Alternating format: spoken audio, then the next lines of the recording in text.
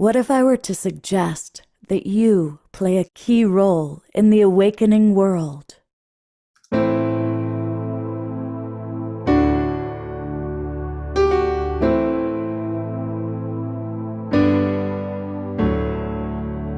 that you are watching this because you have heard the call.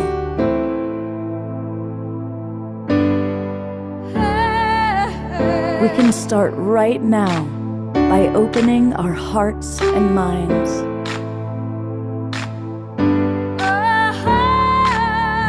Welcome to the awakening world.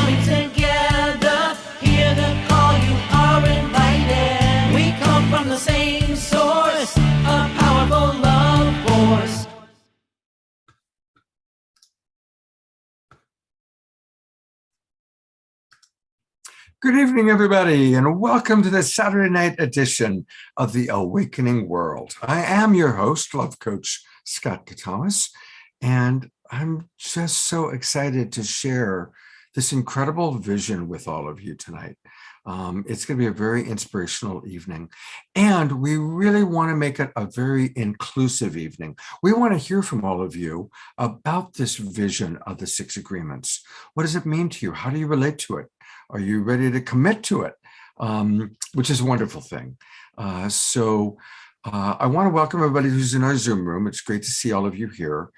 And I want to really invite the people that are watching on Facebook and on YouTube to join us. Big thanks to Alan Steinfeld. He's going to be joining us tonight. He always plays this on his YouTube channel. Thank you to the Conscious Awakening Network, our newest broadcast partner. And a big thanks to John and Summer Raymer on the Sign Network. They get us out to over 100 Facebook groups and pages, which is probably how most of you are watching us right now. That's great. It's wonderful to watch us that way, but we can't interact with you very easily. So come on into the Zoom room. I'm inviting you to join the Global Peace Tribe. And it's really easy to do that. Just go to globalpeacetribe.com, globalpeacetribe.com, and you'll see a little button here that says register for the new season, and click it. And when you click that button, that takes you to our registration page. We do 3 or sometimes more shows every weekend, or I should say every week now, because we have a Wednesday night show with all sorts of amazing, wonderful hosts, presenters. All of our shows are very inspiring and informational. For example, this week on Wednesday night, we had a really fascinating show on all about plant medicine and microdosing. And I got to tell you, I learned a lot. We had 4 amazing experts, and they shared a lot of wisdom. Of course, here's tonight's show, all about the 6 global agreements. And then tomorrow on our Sacred Sunday show, we're doing something for the first time, a community conversation, just giving everybody a chance to show and tell and share a little bit more about themselves, maybe their products or services. And we're going to be talking about the upcoming retreat in Southern California. So come and join us, because we're going to ask many of you to comment. Now, you can comment on tonight's show in the chat box, and Larissa or I can read it. But if you've got your camera on and you want to comment, we're going to put in the camera on many of you. So don't worry if you're in your pajamas. Most of us are wearing pajama bottoms anyway. Come and join us. It's going to be beautiful. All right. I am so grateful for Larissa Stowe. She is one of the absolutely most inspiring human beings I've ever met. And the more I get to know her as a friend and as a collaborator, the more she just opens my heart with her profound commitment to community, her profound commitment to her family, both her immediate blood family and her big family, her Shakti Love Warrior tribe, her Global Peace tribe, and her vision for the human family. And that's what tonight's show is all about, her vision for how we all can live in harmony, whether it's our own nuclear family, our bigger global family, or the big macro family. So, Louisa, thank you so much for being with us and for what you've created tonight. Thank you, Scott. And thank you for creating this space for us all to come together so powerfully. It is such a gift to be here and to be with all of you and to share about the WEvolution that we are creating. This is a beautiful we space, and I've been so inspired by what has been occurring in consciousness. And there's a birthing in consciousness. You can feel it more than ever that we're moving from like speaking the speak of collaboration and actually like what does that mean, to really link arms and hearts with each other and to lift each other up so that rather than one person's in front, like the hierarchy, right? Right. Of you've got this one leader and all of us looking to this one leader. It's like it is the time of us coming together with our medicine. Everybody has so much medicine. Everyone here tonight, in this Zoom room and who's gathering on Facebook, everyone here has so much to share with the world. And a lot of us may, be more behind the scenes. As like Michelle Anderson says, she's like, well, I don't like to be behind the scenes. And it's like, well, but you have a lot of medicine, sister, and we need you to share your medicine. And thank God she does. And then, there are those of us that are more comfortable with it. So this is just that time. And I know we're going to share some music tonight, but before I got into that, I just wanted to thank everybody for being here and joining the conversation, because tonight's going to be about not just the presenters here, but about all of us. And our intention is to create more of a WEversation. A conversation, I like that. A WEversation, a collective conversation about what does it mean to agree, to make these agreements with one another and have these really help us embody what it looks like to be a heart-centered consciousness on this planet. What does it look like to create the new earth? How do we embody that so that we can become that in this life? Before you go to music, I do want to let our audience know who's going to be with us tonight. So you had mentioned Michelle, so I brought her on camera so she could smile at all your wonderful words. Can I just interrupt for 1 second, Scott, and say that in the chat, they're talking about it being the new moon in Aquarius tonight. Whoa. And so as we speak this and we embody this, think about the power that we have with this window of time being a new moon to co-create it and anchor it in. Just wanted to put that in there right as we go into it. So thank you for highlighting that tonight. A lot of people are writing about it in the chat, and we thank you for that. Awesome. Brilliant. Thank you, Michelle. Thank you, everybody, for bringing that up. I mean, here we are entering the Aquarian age with the 6 global agreements for that new Aquarian age. Well, I just want to let people know who else is going to be with us. Of course, as always, we have our beloved brother Omashar, who will play a couple of tunes for us tonight. And Jason Firth, who is one of Larissa's favorite play partners. What do you want to add about Jason, Larissa? Jason is the epitome of bringing play to all situations. Like I have a tendency to take things literally in life, and Jason always inspires me as he looks at everything, with that playful viewpoint, and he really brings people together. Like he's the guy, he's the ambassador, he is the play ambassador of really creating a space for us to come together in the we space. So had to have Jason. And you know who else we have with us, and she's one of my favorite human beings. Viraja Prema is here. And, you know, it's one of the things you and I share in common, Larissa. We have many beloveds that we both love and adore, and Viraj is certainly one of them. I adore this woman. I call her my sissy, actually. You know, she is like, it feels like a twin in another body of spirit. And she brings so much to the table. She truly embodies that collaborative energy and spirit and bringing people together. So I'm so excited to have you on the show. Thank you. Thank you. And I want to say a shout out to my beloved Billy. He's watching this from the airplane. Wow. Right on. Yeah. Hello.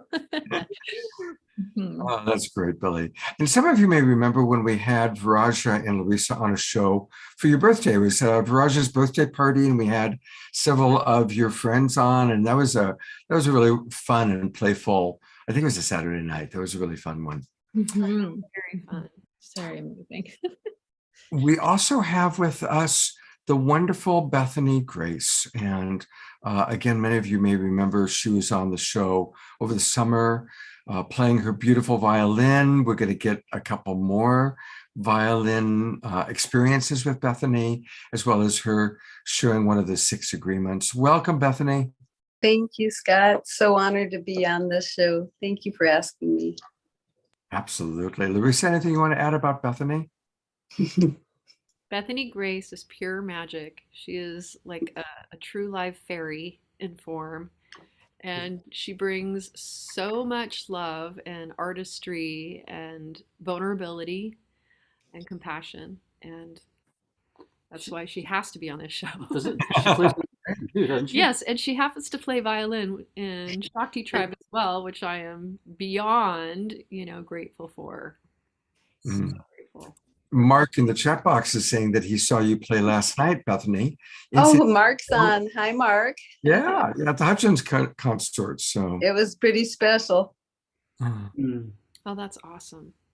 Wonderful. Well, it's a magical time. We've got the Lunar New Year, the Chinese New Year starting tomorrow with the year of the rabbit, the water rabbit. So it's a special time. All right, we always start with music, and Larissa, for the longest time, Saturday Night Live, our theme song was one of Larissa's favorite songs that she played. We did that at the beginning of Saturday Night Live for 90 shows. And Larissa and her beloved Benj, thank you for being with us. What did you start us off with tonight? I breathe in love, and I invite everyone here to breathe in love as we share this with you. And this is truly about breathing in each other as well, and all the magic that we share.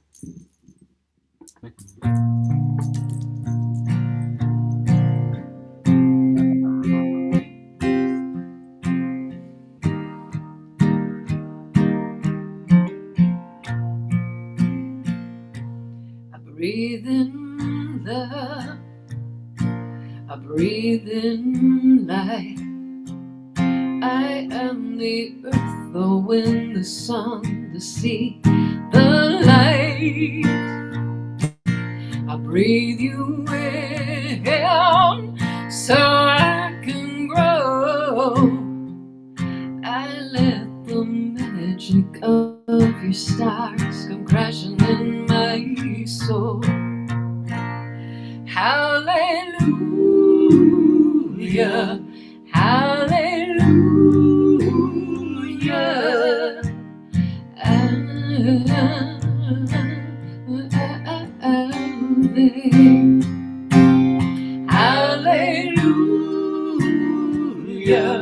hallelujah.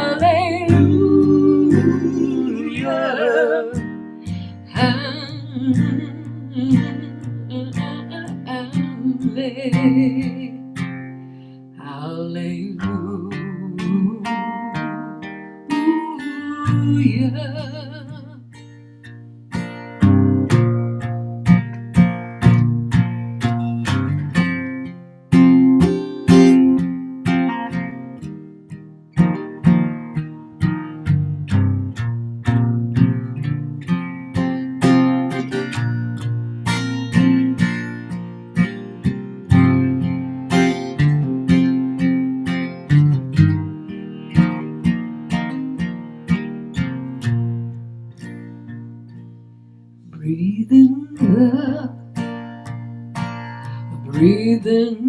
light. I am the earth, the wind, the sun, the sea, the light. I breathe you in so I can grow. I let the magic of your stars come crashing in my soul. Hallelujah, hallelujah, hallelujah, hallelujah,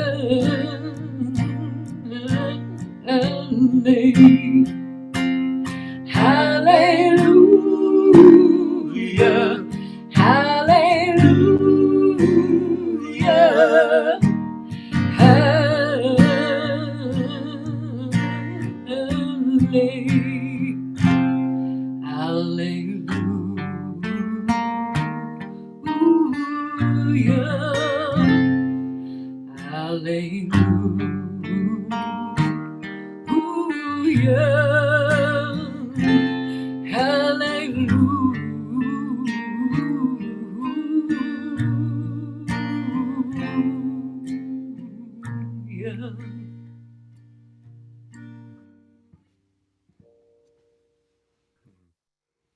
Oh, beautiful. Let's all do a little twinkle.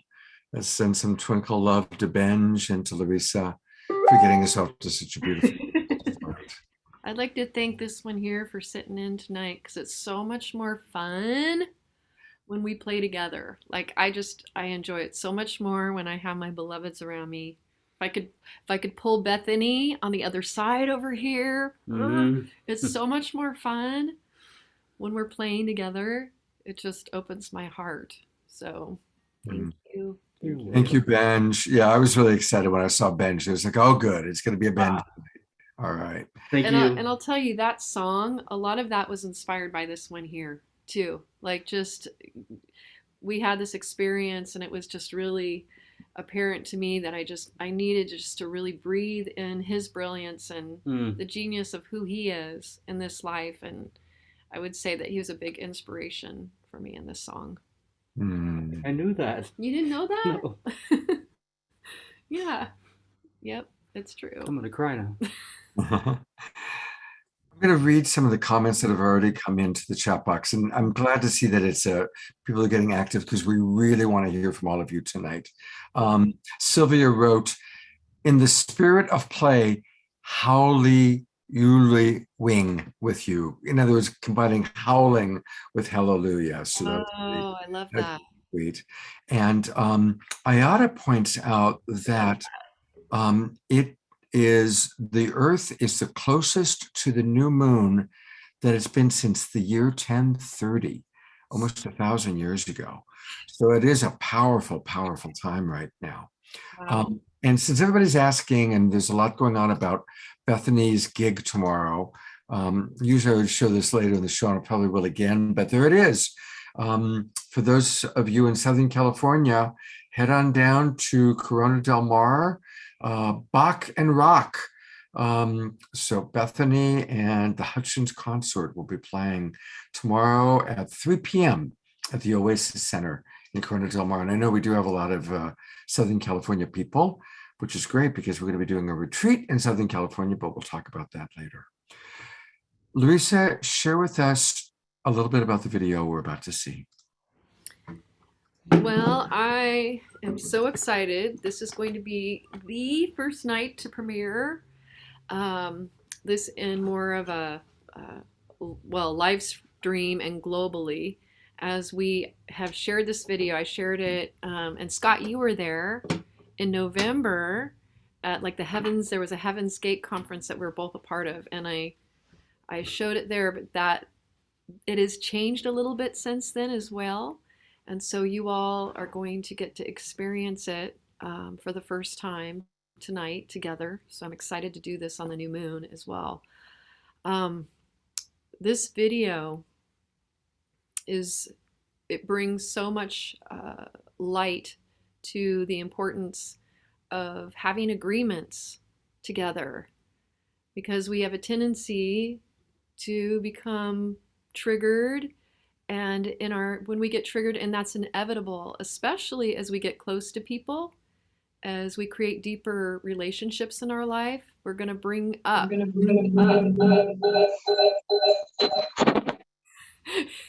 There you go. It's going to bring up a lot of stuff. It's going to bring up our shadows. It's going to bring up our wounding. And we have a tendency to, rather than really drop into the heart space, we have a tendency to feel like our safety is being compromised and we're not being heard, we're not being seen. And so many relationships end up dissolving because of that. And people, rather than diving in and creating these heart-centered agreements, we tend to like run the other way. And we're seeing this on the planet like in a really big way, in a profoundly big way right now. So much polarization, people having different beliefs, which is, natural for us to believe and see things differently. In fact, that's how we create new paradigms of being and create music together, is when we see things differently and creating all sorts of art and science. We see things differently, and because of that, we can create even more amazing pieces that we can bring into this world. But unfortunately, recently, we have seen that rather than seeing different perspectives and beliefs as something that's positive, that can create wonderful new ways of being, we have instead collapsed in many ways into deeper polarization and into deeper separation. So these 6 global agreements were created from the understanding that heart-centered awareness takes a commitment. It takes a personal commitment that each one of us, has this opportunity to really work ourselves, dropping in the heart. We have a personal responsibility to do that. And when we work that muscle of heart-centered awareness, it makes all the difference. And these 6 agreements are simple, and yet they're probably not very easy for most of us to do in those moments when we feel most triggered in life by each other. So this is really an opportunity for us to come together and go, okay, even when things get hard, I promise, I commit that I will do my best. And I know I'm not perfect at it, but I will do my best to work these agreements. And if we can say yes to that, then we can get through anything.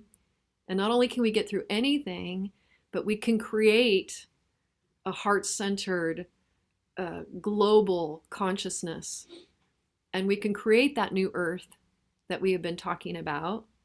And we can create what I like to say, rather than heaven on earth, heaven in earth, where we as spirit truly embody, come into our bodies and become the love that we talk about, that we embody that love. So heaven in earth, because we are earth as humans. We are earth, and just like I sang about, we are earth, water, air, fire, all of it. So I invite you, as we are watching this video together, I invite each and every one of you to, as you listen to those 6 agreements, to think about in your life where you are challenged with these, and even better, where you have really anchored into one of these agreements and how it's made a profound, transformational, positive change in your life. Because I think if you were to share that with us tonight, and you will have the opportunity, and I invite you to, because you have so much to share, there's so much love out there, that you will inspire us, that we can learn from one another about how we can do this and how this impacts us in our personal lives, and then eventually how that impacts our community as a whole when we agree to these 6 easy agreements. So enough said. It's a beautiful video. I really look forward. I'm so grateful we get to share it and premiere it. It's official premiere here on the Awakening World, and looking forward to everybody's comments.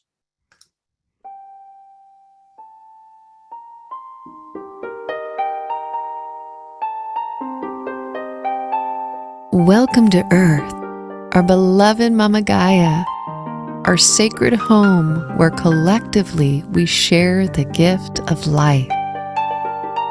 Life is a true miracle for those who live in heart-centered connection.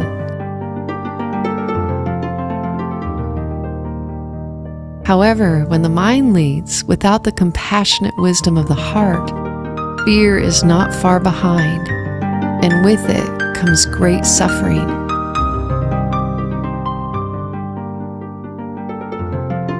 Throughout history, so many have worked tirelessly to bring healing to the world's wounds.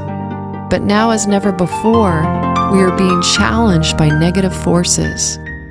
Self-serving agendas, extreme polarity, climate change, and a loss of hope are intensifying, bringing a tsunami of confusion, chaos, and despair in its wake. How many of us here today are feeling an urgent impulse, pressing us to awaken our global heart-centered consciousness before it's too late? How many of us are feeling the growing urgency to heed that call, not only for ourselves, but for all sentient beings and our beloved Earth? She is our home. We are her steward, and we are each other's steward. Throughout history, global challenges and events have served either as a gateway to humanity's growth and transformation, bringing greater peace, love, connection, and oneness, or stirred its global shadow, promoting feelings of separation, polarization, and fear. For so many, overwhelming mental, physical, and emotional events are intensifying experiences of trauma. Life feels hopeless and unmanageable. Did you know that current statistics show over 800,000 people of all ages are choosing suicide? The fullest expression of a loss of faith, hope, trust, and love. And when will humanity grow weary of the needless loss of life through myriad acts of violence? We may appear separate, but we are truly a complex and delicate interconnected organism that thrives when we honor and care for one another. In the biggest picture, what we do to each other in the earth, we do to ourselves. When will we awaken to the greater understanding of our interconnectedness? When will we see the miracle and sanctity of life that is happening within us and all around us? We have witnessed and experienced the massive destruction and devastation that unfolds when the mind leads without the compassionate wisdom of the heart. How might that change if the heart were to lead?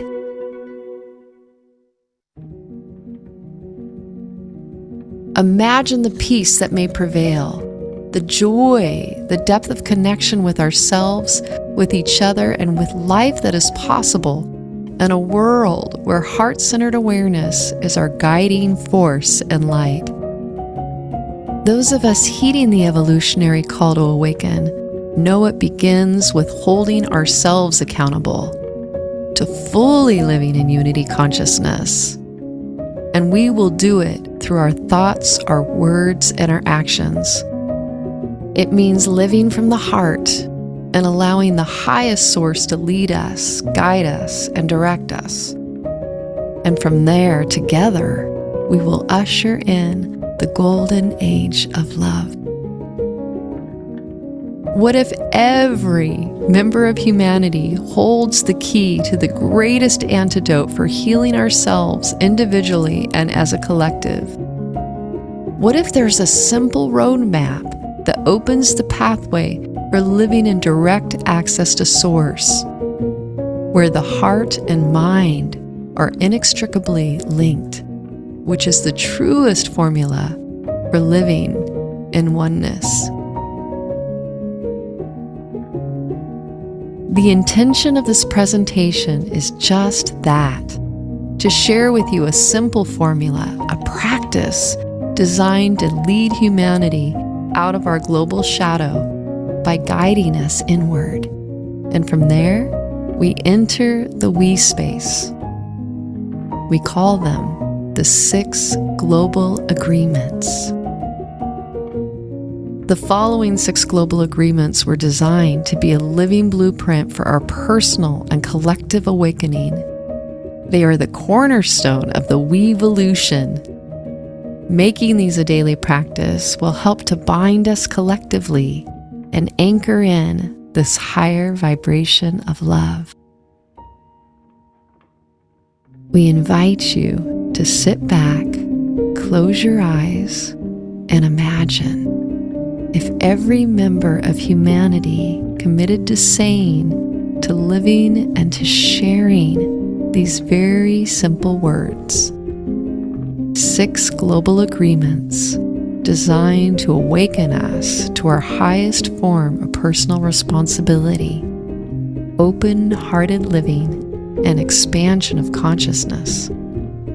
6 agreements that have the power to pull back the curtain of shadow that challenges every corner of the globe.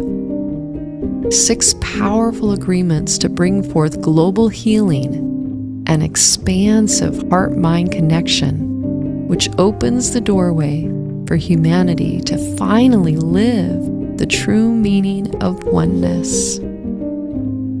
Agreement number 1. Plug into Source daily. Meditation, mindfulness, breath work, yoga, mantra, visualization, prayer, peacemaking, and forgiveness work are examples. Forgiving ourselves and each other clears and opens our hearts, deepening our connection to ourselves, to each other, and to spirit. Just as Olympic athletes rigorously train, so too must we strengthen our spiritual muscles, deepening our connection to Source and expanding our energetic capacities. Daily spiritual practice is the practice of love. Agreement number 2. Cultivate courageous vulnerability. Be authentic. Allow people to see your struggles, to see your humanity. Take off your social mask. Dare to be transparent. You allow others to contribute more to you when you do, creating deeper connections and intimacy in your relationships. Agreement number 3.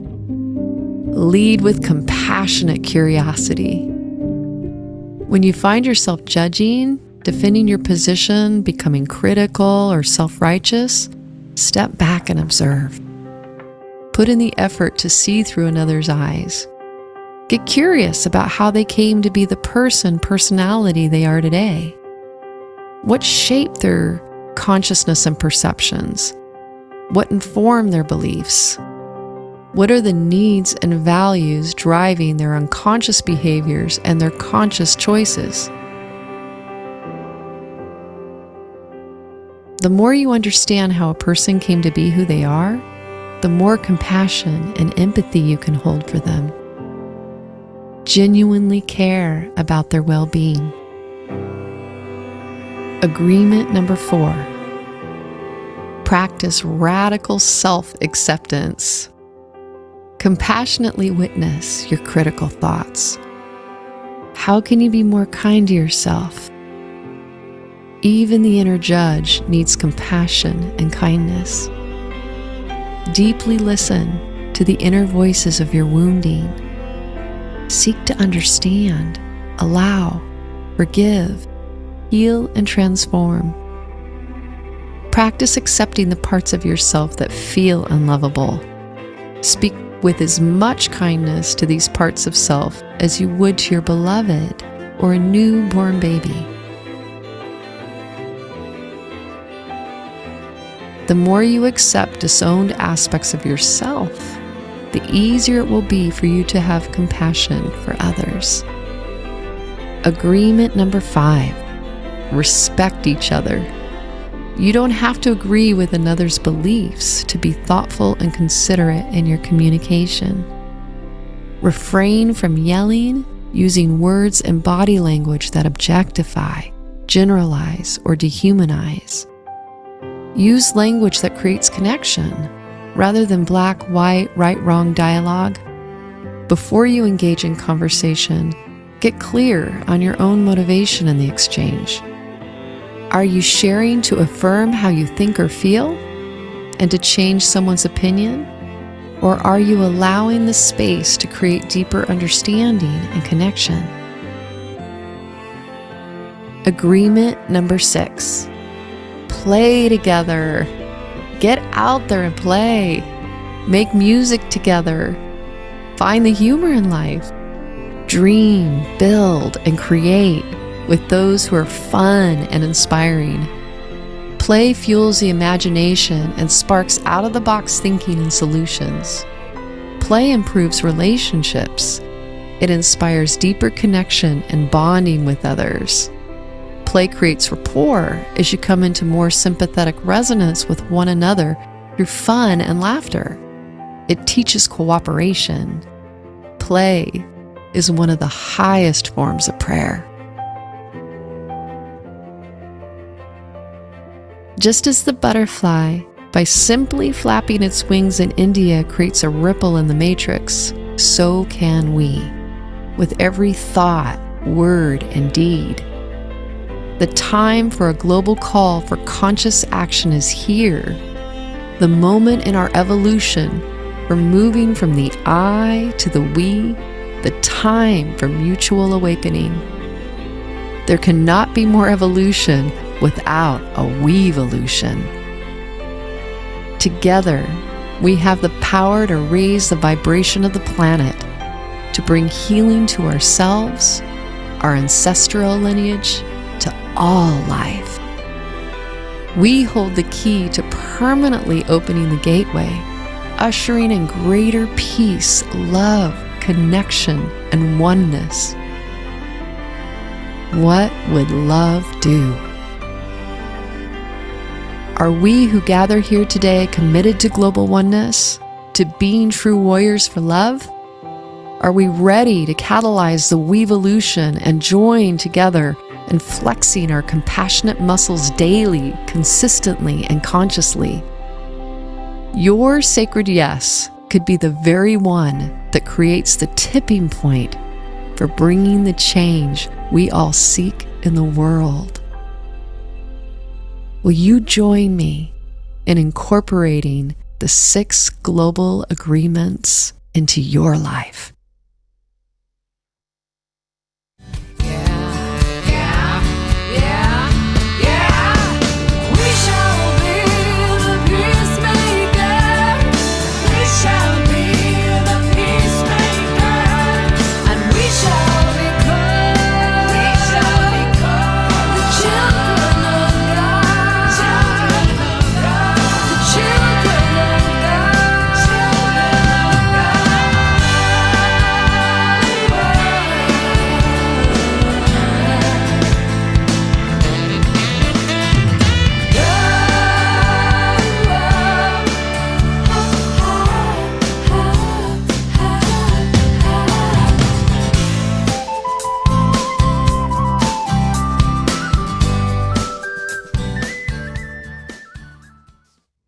Oh. Hey, everybody, I'm going to go to gallery view. Let's do another twinkling. Isn't that just the most beautiful video? Like everyone on this planet needs to see that video. Absolutely. I want you to bask. I say yes to that. I want you to bask in the glory of some of the comments here, and I'm only going to be able to read a few. Lord Chamberlain, these are beautiful agreements, and I am on board 100%. But sadly, I don't see enough people here in Chicago who are agreeing to them. But I'm praying for all of humanity. Jason Firth wants to meet this Dragon Roll Media person. Eleanor Joy writes, excellent. For number one, each person can interpret source in their own way. Carol wrote, I am totally sharing this with my students. I did put the link to the to the video in already, but I'll put it in again. Kiki, beautiful. Larissa, thank you so much. Jeffrey, WEvolution is our path of LOVEvolution. George writes, yes, once we have an opportunity to sing together, Larissa, I don't think any more will need saying. This technology creates distance despite its wonders. This is true. Tarina, all the way down in Ecuador, writes, we versations plus we actions equals WEvolution. I love that. Yes, we are, with love and maximum grace. Fabulous video, maximum grace for sharing this with everyone. Kathy writes, that was beautiful and fantastic. Thank you. Mark writes, this video is magical and powerful. It's the musical scaled that we can practice to create global harmony. I'm in. Phil, P-H-Y-L-L, writes, this is wonderful. Thank you for the YouTube link to the video, Scott. And there are many, many, many more, but thank you, everybody, for your comments. And there's still more coming in. Okay, a few more. Karen, I led my spiritual group in a study of the 4 agreements 6 years ago, and now I will share the 6 agreements with them tomorrow. A great set of agreements. I like these very much. YouTube gave this message. This video may be inappropriate for some users. What? We just put it up. Yeah, we just put it up today. And they flagged it for something. We don't know what it is yet. You know what I bet it is? I bet it's George Floyd. I bet it's George Floyd. Oh, okay. Okay. It could be George You have Floyd. to be 18 and signed in. Okay. Wow. Well, Larissa, how do you feel after your world premiere of your video and all these responses? I am so happy to have it out there in the world and completed, because it feels so important to have something that we can rally around collectively. I was sharing earlier with Viraja today, it's like, I need to look at these agreements every day. You know, I'm not a master by any means at these agreements, and to have them in front of me so that I can continue to commit to them is so powerful, because it really does help me drop into heart-centered awareness from that mind. You know, it's too easy to get into the mind and get into trying to sway somebody's opinions, right? And to put what I see as the truth out there. And it's such a powerful reminder to me that it's like, okay, am I showing up in curiosity? Am I showing up to create more of a we space, or am I showing up to convince somebody else? You know, there's just all these different pieces that it's like, yes, I recommit every day. So I'm grateful to have this, and I would love to have us show up. I know this will help me with all my beloveds in life. You know, when we work with these 6 agreements together, it's so much easier for us to be in a deeper space of communication, heart-centered communication. And thank you for your comments, everyone. I really look forward to hearing how these agreements, how they land in your life as well. I'm going to read a few more comments, and then we're going to go through the agreements one at a time. But just a few more comments. Susan writes, I'm in Chicago and see wonderful things happening everywhere amidst the challenges. Looking for the good, it's everywhere. Eleanor Joy writes, it's more about intention rather than perfection. Karen Eisenberg writes, I am committing every day. Thank you, Larissa. And you know, I think both things are true. It's, of course, we can't put a blind eye to the very painful challenges. And obviously there are huge segments of our world that are unconscious and still operating in reptile brain reactive survival thinking. And at the same time, there are amazing, wonderful things going on in the world, and there is an awakening world, and that's what we try and bring to you every week. So we're going to take turns. Each of our presenters is going to read one of these agreements, talk about their personal relationship to that agreement, and then we're going to hear from you. And I really want to hear from all of you, ideally. Those of you who want to come on camera to share, send me a private message saying, hey, Scott, I'd love to come on camera to share my thoughts. And I'll try and put several of you on camera. I know some of our friends like Sherry Anderson, the Wild Abbott, and Ellen Steinfeld and Krista Collins are with us. So, but to read the first agreement to get us started, I'm going to turn it back over to you, Larissa. Okay. And I want to say before I read it, Ben, should you put that in the chat? The link? I emailed it. I sent it to your message You on your phone. you sent it to my phone. You Okay. need it. Can you get it from your message on your laptop? Do you need to read it? I've put into the chat box the document to the 6 agreements. Okay, that would be great. Yeah. It's right there. So I'll put it in again. Okay. And you just open it up, it'll be right there. Okay.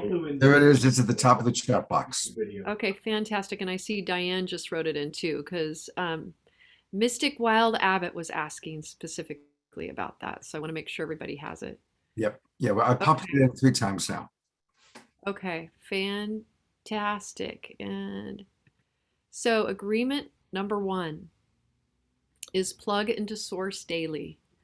Meditation, mindfulness, breath work, yoga, mantra, visualization, prayer, peacemaking, and forgiveness work are examples. Forgiving ourselves and each other clears and opens our hearts, deepening our connection to ourselves, to each other, and to spirit. Just as Olympic athletes train rigorously, so too must we strengthen our spiritual muscles, deepening our connection to Source and expanding our energetic capacities. Daily spiritual practice is the practice of love. And I want to acknowledge that it's true that not everybody, feels a call to connect with spirit necessarily, but I think one thing that we can agree on is a practice of connecting to love. So whatever that looks like for you in your life, that's why we also say like forgiveness work. So you don't even have to, you could be agnostic, you could be atheist, and you could still be connecting to Source, plugging into that love every day. But I would love to hear from all of you. I myself am so committed to this that every single morning I do breath work. Every day I do Wim Hof. Like every day I ride the dragon, which is a moving meditation that connects me to the lover and the beloved within myself. And I drink lots of water. I do forgiveness work with myself and with others. Water is also like it holds Source itself, life on this earth. So all of these practices connect me to Source. And I'm curious with all of you, like what do you do to connect with Source daily? And what makes all the difference in your life? to make it easy to call on people, you can raise your hand. There's little, if you take a look in your reactions, there's one that says raise hand. And that's also for Viraja, Beth, Sherry, Jason, any of our presenters who want to comment, that would be great. And I want to just acknowledge, I recently was in Sedona with Larissa, her husband Doug, and the daughter, and some friends. And I watched her every morning. There she was in the temple. There's a temple space there on her brand new, beautiful land. And there she was riding the dragon and trying to get all of us to come on in. And she did. She herded us in to do our best. But I saw her just going deep into her connection to Source every morning. And it was a beautiful thing to behold, Larissa. So I really want to acknowledge how inspiring that is. Thank you. That's the way I stay inspired. It's paramount. It's important. So I wouldn't want to not do it. Anybody want to share how they connect to source? Oh my gosh, I can't believe people are being shy. Oh, Mashar, I'm going to call on you because I know you connect to source through your music every day. So I do. However, my morning connecting to the source perhaps is a little more like Larissa, because I have a commitment with myself to do 3 meditations a day, a couple of sound attunements, which is like you choose one of the frequencies like 5 to 8 hertz for your heart or wherever, and I do that, and I make sure I get out and hug a tree, or where I am in Colorado, it's walking in the snow. But it's really it's taken me a long time to turn my personal ship around, because the egoic mind wants to just to be entertained. And sometimes I get up grumpy. I go, oh, I've got all my protocols to do. However, when I've done them, I feel connected and I feel ready for my life. So my meditations are heart meditations. What I'd love to do though is get more into breath practices. And we live here, I think it's about 5,500 feet. And I noticed if I don't do breath practice, I'm not breathing very deeply. So the riding the dragon sounds great. So that's my little 10 cents worth. Actually, it's about $1 million worth. But yeah, and all through the day, rather than picking my phone up all the time, I'll do inner mantras. I am light, I am love, I am connected to the Divine Mother, connected to the Divine Father. Everything that comes out of my mouth is going to be that which is directed by the source of all creation. When I shifted from being a rock band player, musician, to being a divinely sourced sharer of music, whatever, I don't have the words for it. I used to have this mantra, which is fake it until you make it. And I just continued and continued and continued, and it built up such a momentum that the only music comes to me now is divinely inspired. So anyway, that's my 11 cents worth. beautiful. That's beautiful. Eleanor Joy has raised her hand. So Eleanor Joy, please unmute, and I'm really looking forward to hearing what you have to say. Well, mine's very simple, and I'd love to get more explanation on what this dragon is, but later. And between 4 and 5, I do a meditation most days. And I have a couple of mantras, and one of them is, I am loving, I am loving, I am lovable, I am loved, I am beloved, and I am love. So, and also attitudes of gratitudes, which I do in the morning and in the evening. Beautiful. Thank you. Larissa, you want to say anything about the dragon?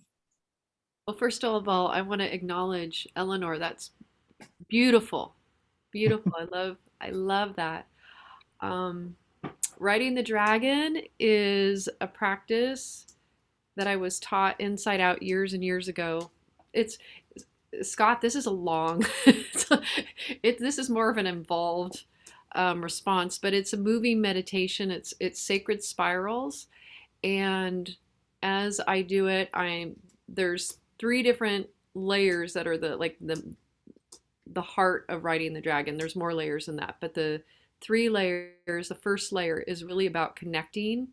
As I move in a sacred spiral, it's about being outrageously present to your body like you would to a lover. Like when we show up in life and we are with a beloved, we are so with that person. We're putting all of our love, we're connecting with all that love. It's the same thing when we ride the dragon in layer 1. You are moving into that depth of awareness with yourself, feeling the inside of your own body, your organs, your fascia in your body, where the body has pain, where it has joy.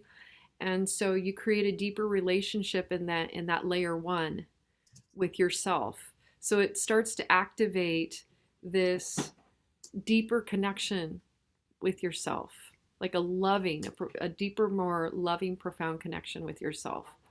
So that's layer 1. And we go counterclockwise, which is the signature of the divine feminine. And then we go clockwise, which is a signature of the divine masculine. And then there's layer 2. I could get into the pieces, but that's layer 1. That's the beginning of it. Thank you. You're welcome. We're going to go to Alan Steinfeld in a moment, but I want to read some of the wonderful comments coming in. Sonia is celebrating with Jeffrey his birthday at her home. So just want to say happy birthday, Jeffrey Colebrook. We love you, Jeffrey. Ayada writes, every morning before I eat, I go outside and say prayers and give offerings to all the elemental beings. I've learned so much from the Wecho people. I know how to pronounce that, Wekel people, and the Koji, that these are actual consciousnesses, not simply elemental phenomena. This always leaves me with such a sense of joy, peace, and belonging, and leaves me so grateful to be alive. Dorina in Ecuador writes, and she's responding to some people who've been suggesting the Hawaiian Ho'oponopono, and she writes that is also one of her favorite ones, the Hawaiian Miracle Healing Prayer for peace, forgiveness, health, wealth, and happiness. And it's simple. Most of you know it. I love you. I'm sorry. Please forgive me. Thank you. Laura Chamberlain writes, I connect with Source every day by talking to God. I go out on my balcony and have deep conversation with God, asking questions, getting back impressions. Sometimes I complain, but then I find understanding growing in my heart. I simply have a conversation with God every day. Noelle writes, Larissa, I love you. Such a wonderful mentor. Mindfulness is a constant practice. So grateful that now, when triggered, I pause and turn over the thoughts and reactions to divine spirit. So instead of letting a situation cause separation, double down and intentionally seek greater connection to the source. And then finally, Carol writes, I have meditated for 30 years and sometimes do up to 3 sessions a day. I spend time in nature. I join many online webinars such as this, and I'm always learning about wonderful spiritual practices. So thank you, everybody. And one of our dear friends, I saw him here a moment ago, Alan Steinfeld, was with us. Alan, are you still with us? I'm right here, Scott. I'm right next to you up there. Well, there you are. Zoom moves people around. So there he is. Hey, buddy. Hey, great to be with Larissa again. We had an incredible conversation last week, didn't we, Larissa? Oh, we did. It was so much fun.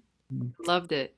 And as you're talking about the WEvolution, I just spent the weekend with Bruce Lipton at the seminar, and he talks about the synergy of awareness. So when one cell combined with another cell, they shared awareness, but at some point, the two became one. They shared the single awareness. This is the synergy of awareness. So I love the we, but at some point, the we becomes the I, the singularity of consciousness. And of course, that's where we're pretty far away from that because we haven't achieved the we yet. But at some point, after we are the we become the one, Yes, the singularity. that's So right. I just want to add that a little bit because I'm always trying to push the envelope. As an Aquarian, we're coming into the Aquarian time. Oh, absolutely. And since you happen to mention that, it is Alan's birthday tomorrow. Woohoo! Yeah. So, Omashar, can you pull up a happy birthday tune? Well, we're going to do this experiment. We're going to unmute and sing you a cacophonous happy birthday out. So, are you ready? Okay. Okay. Here we go. Happy birthday to you. Happy birthday to you. Happy birthday, dear Alan and Jeffrey. Happy birthday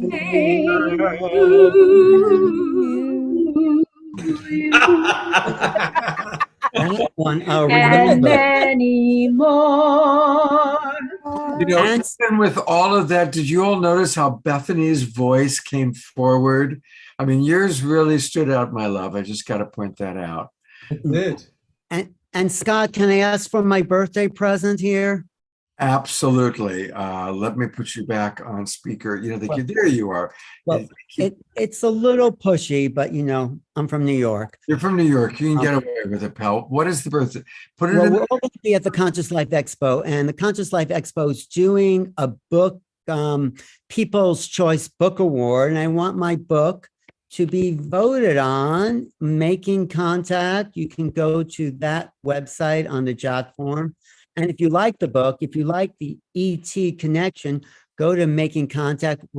I'm hosting your show next week with you, Scott. That's right.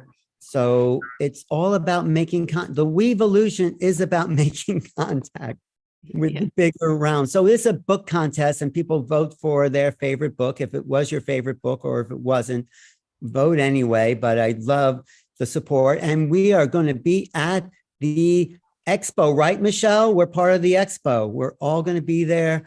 Maybe not Larissa, but Scott, you'll be there, right? Yeah. In fact, we'll be doing the Awakening World from the expo. In my room, I'm going to invite people. The Twin Ray are going to come up, and all sorts of half the people at the expo, half the presenters have been on the show. So they're going to come in, and we're going to have the Awakening World from the expo on that Saturday night and Sunday morning. And so I'll be there all weekend. So it's going to be a lot of fun. And it is the best show, the best mind, body, spirit show, I think, in the country. I mean, it's really going to be a huge attendance, lots of exhibits, music, special rooms, healing centers. There's down the rabbit hole for the radical conspiracy people in the basement. They're going to have some sort of cutting edge, I guess, political type conspiracies talks, if you're interested in that. And also UFOs. I'll be speaking with JJ and Desiree Hertak about the multidimensional reality. Oh, there it is. Rev Jeffries. Yes, that's the book to look for on the Jot forum. Thank you so much. So there's a special book awards. It's probably about, thank you. Yes. It's the best. It's the best book out there for anybody. It is simple, got the whole thing from A to Z. Perfect. Thank you for putting this together. I love it, love it, love it, love it. Right. Thank you. Because it's not my book. It's a book that's a collection of the best minds looking at this phenomena that is knocking at our door. We'll get more into it next week, but we are at a threshold of a bigger awakening. It's no longer just we. Guess what? We have company. So we're going to have to include a bigger circle of we-ness. That's really the weaving of the WEvolution, because, there you are. Wow. I think everyone should have a copy. Oh, yes. Oh, yes. It's the best.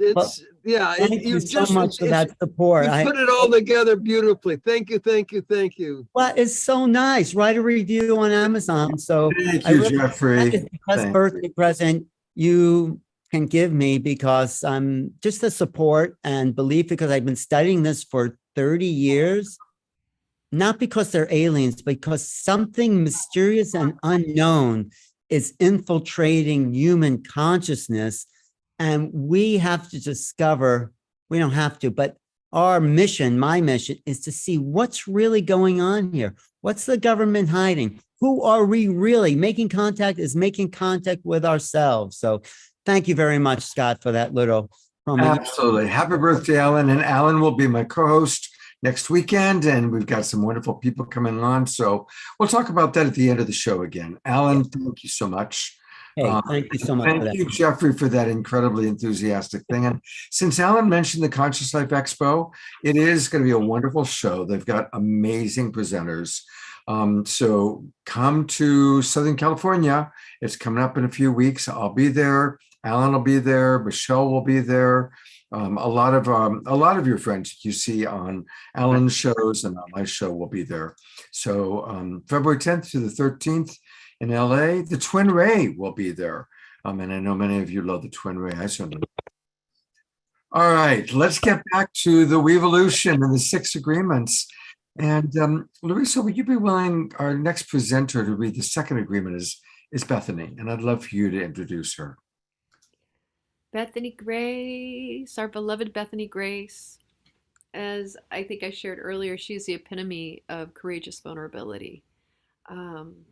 when I look at these agreements, I know that her story, if this woman here can continue to stay dropped in heart-centered awareness, all of us can in that courageous vulnerability. So not only is she an amazing violinist that inspires all of us with her heart and her magic, but she inspires by her pure beingness. So Bethany Grace, would you read the second agreement and then share why I think you are such an inspiration and hold this frequency for us? Well, first, I would like to say before I read the second agreement, because I want to touch on the first agreement a little bit. My mission in life has been to shine Divine Mother's love and compassion, and to share that love as all the time. And I find that with your first agreement, if you take it, I've taken it beyond daily, and I try to make it second by second to just connect with myself, and then all the other agreements get taken care of. They're all taken care of. It's awesome. I'm just always putting my eye at the spiritual eye, and asking, God to, to us to be the one, like Alan was saying, that the we become the one, and the one became the we. But okay, so I just wanted to say that how interesting it's been, to have, if you have that connection, you have the other agreements. They just come. I think that's why I was able to do what I was able to do with my cultivate courageous vulnerability. It doesn't say this, but then it is be authentic and allow people to see your struggle, to see your humanity. Take off your social mask. Dare to be transparent. You allow others to contribute more to you when you do creating deeper connection. Oh boy, my eyes. Connection in your relationships. Whoa, take off my social mask. Wow, I just put one on today. I feel like, although, a social mask is a lot different than the divine mask. I believe Divine Mother, has a mask and is, puts it on and shines, that mask on for other people to see. I would be transparent. I wasn't transparent this morning because I wouldn't turn on my video to let them see my face.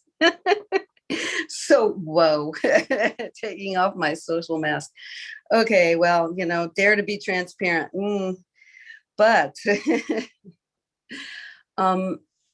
I must say what Larissa was talking about was, and you may have, those who were connected last time I was on, I talked about my daughter's death. She was murdered, and it was sort of a torturous type of person that did it.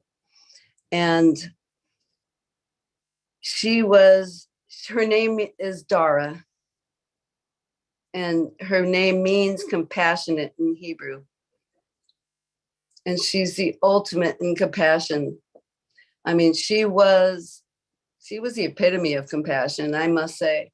She never did anything wrong. I mean, I would try to get her to even not do her homework, but she didn't want to, have anybody, be upset. She wanted everybody to love her. She just wanted to please everybody. And she was the one out of my 5 children that was picked to be murdered. And my baby, she was a character. And the person that did it, my children were very mad. Oh, my boys were almost murderous. There's a story I could tell about that, but they, it's hard to, not feel the hate with the pain. And since I've dedicated my life, and I have before she died, to shining Divine Mother's love, and since I do it so often, I try to, go within and keep my eye at the spiritual eye, talk to the Mother. And so it's a lot easier to cultivate this vulnerability, and I was able to forgive. I had to do it immediately. As soon as I found out she was murdered, I had to forgive him immediately. I did know his background, and I knew that his mother had taken him from an abusive father, and they fled to the United States from Iran. And so I instantly knew that he felt pain in love, and he didn't receive the love. He didn't know how to love. He wanted to hold on, in a very harmful way, more than harmful, to that. And I realized that I couldn't get through life with having this hatred or anger or any of it. I just cannot. I couldn't see myself living like that. It was just it.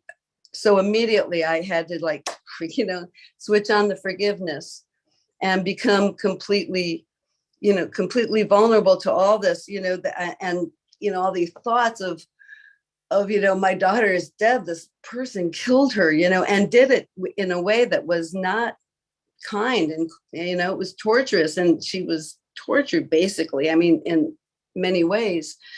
And knowing this, I had to immediately let go of that, because it would have eaten me up alive. I could tell. And luckily, I was able, with Divine Mother's help and with my connection to Source daily, and even second by second, there's been a lot of times where I've had very, intimate connections with God, and I know that connection is the answer, and that's where I went. That's where I fled to, and that saved me. And also, as you'll notice when I play, I am definitely vulnerable, because I completely become authentic. I totally go into my spiritual eye, and Divine Mother plays for all of you. And I know Scott has something to play for you. And I thank all of you for being here. And I just hope that you look at these agreements and they incorporate them into your life. And I know that it will make a big difference in the world. And thank you for making that difference in the world. We all need to come together and do that. God bless you all. Love you all.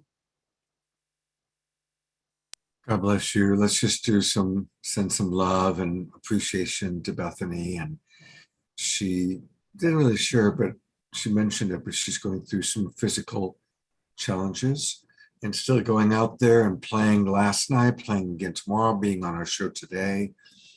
So, thank you for your courageous vulnerability in choosing forgiveness of your daughter's murderer, choosing to carry on with your life in such a vibrant way, as opposed to just contracting and going into a victim space. Thank you for opening to receive the love that Larissa and the Shakti Love Warrior Tribe and all your friends have for you. You are loved and adored, my friend. We love you so much, Bethany Grace. Thank you for being for modeling what it means and what it looks like to be somebody who could forgive at such a deep level. I can't even imagine. And I know that so many people here are speaking the same thing. It's unimaginable, to go through what you have. It's incredible. And for you to keep your heart open like that and to stay courageously vulnerable. If you can do it, sweetie, I feel like, if you can do it, then we all should be able to do it, for all these situations that come up in our life, because what you went through is the hardest thing that anybody could ever, I think, pretty much go through, is to lose a child like that. Thank you for modeling agreement number 2 so beautifully.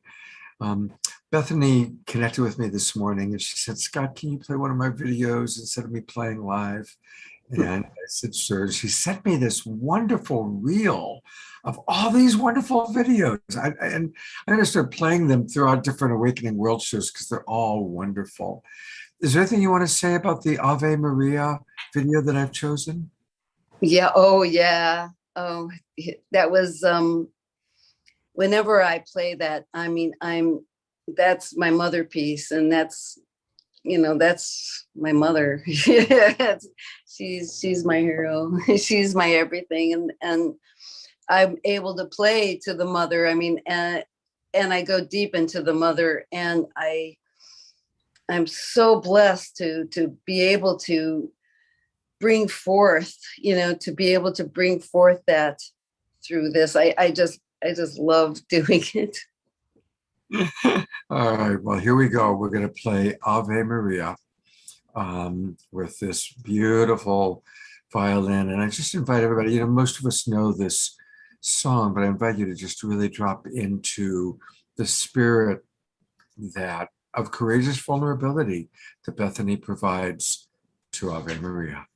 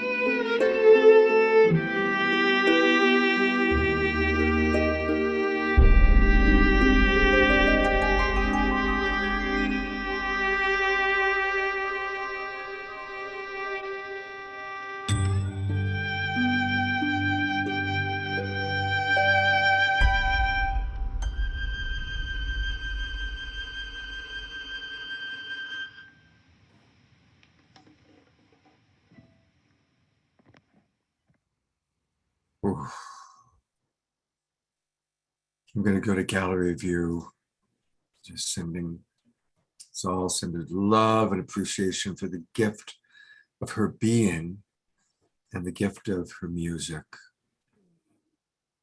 And Bethany, I hope you'll get a chance to read some of the comments coming in. There's so many comments coming in from our audience right now. People loving you, appreciating you.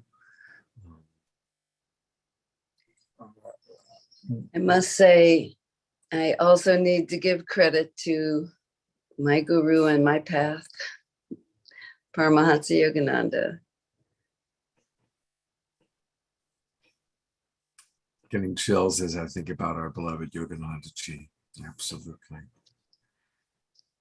You know, there's so many comments coming in, but Ayada wrote, a healer once told me that Ave Maria is a direct musical channeling from Mother Mary and Divine Mother. And like when you mentioned Yogananda chills, I mean, do you want to comment on that? It was so, even now, it's just so, Divine Mother is just as able to sing through it. It's just a perfect song for Divine Mother to use to, I don't know whether it's, yay. Well, a reminder that everybody, you can learn much more about Bethany and support her by going to her website. And her, you know, I show websites every week, but I think her website name is the most perfect website URL for the being, for the person that I've ever seen, because her website is joyfulviolinist.com, joyfulviolinist.com. So that's where you can go and get her music. You can make a donation. You know, I really want to encourage all of us to support Bethany. And again, a reminder that she'll be playing tomorrow for those of you in Southern California at 3:00. And I'll pull Corona Del Mar. And I would love to extend a free ticket for anybody that's able to do it. So if, it's Corona Del Mar, and which is in Orange County, if anybody doesn't know. And it's at 3:00. And I would love for you to be my guest.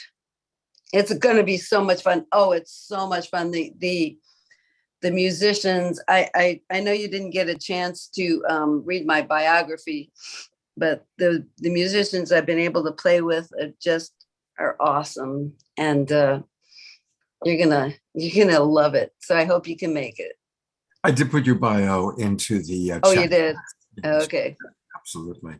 Thank you, Bethany. Now, in the spirit of this, now that we're fully inspired, again, would love to hear from some of you.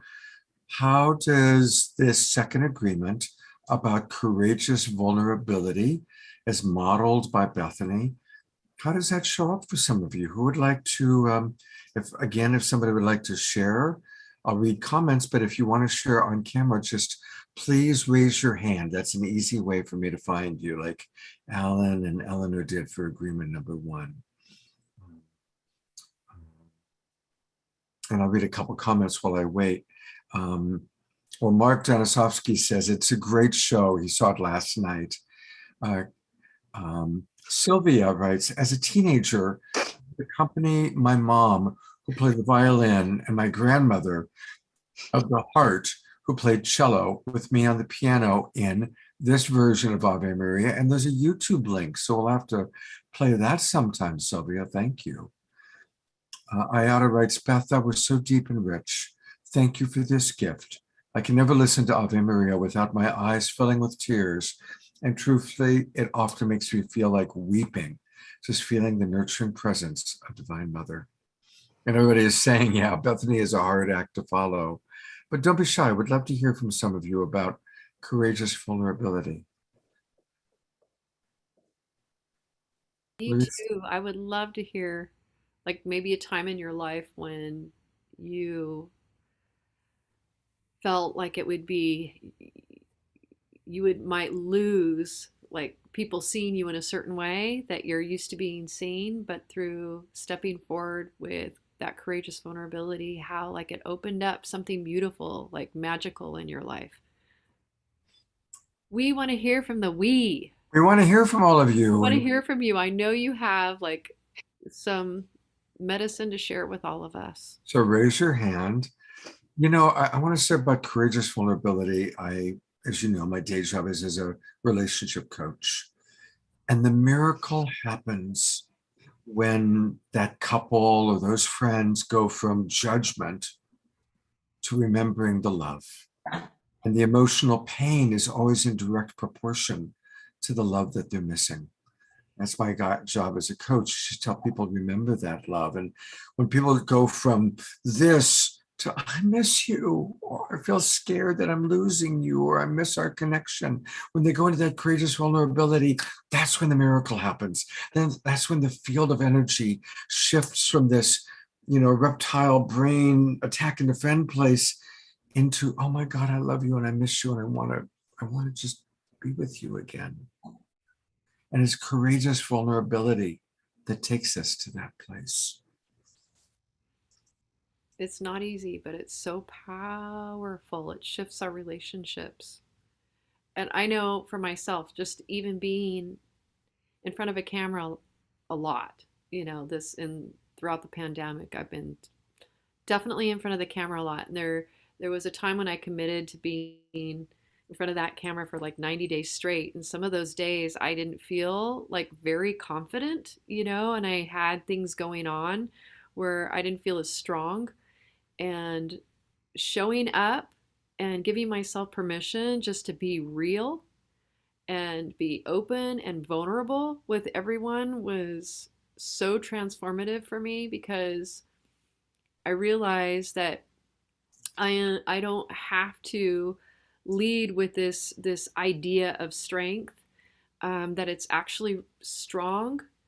There's even more strength that comes from having the courage to let people see exactly where I am in life.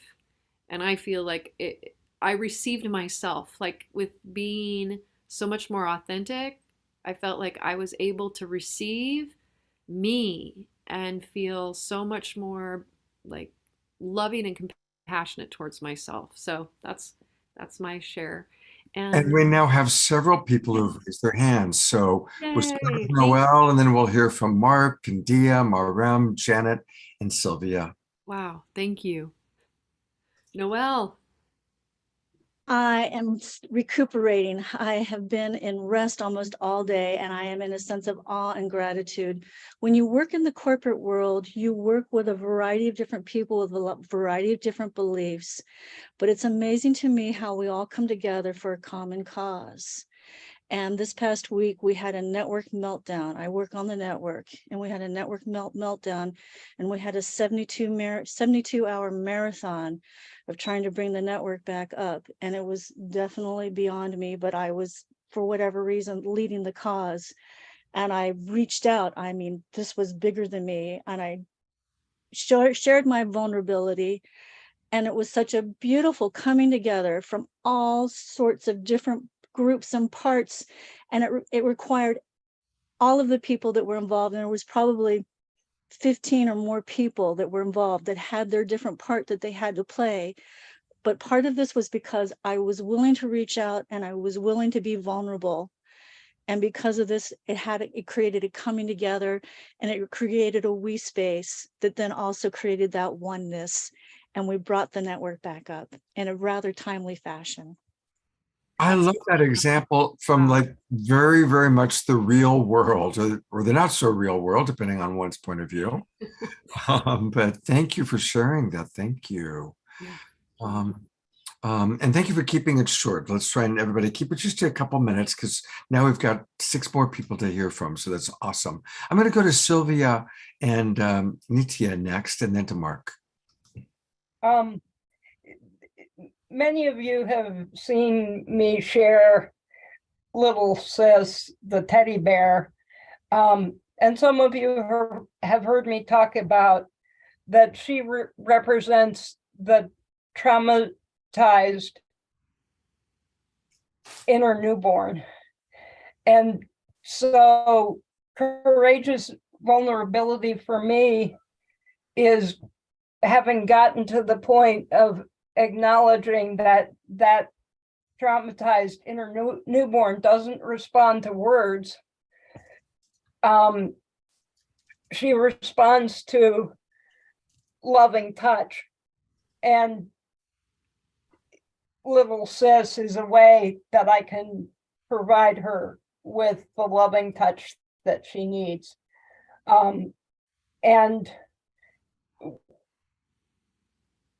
talking about it is also part of the courageous inner vulnerability that I offer to all of you.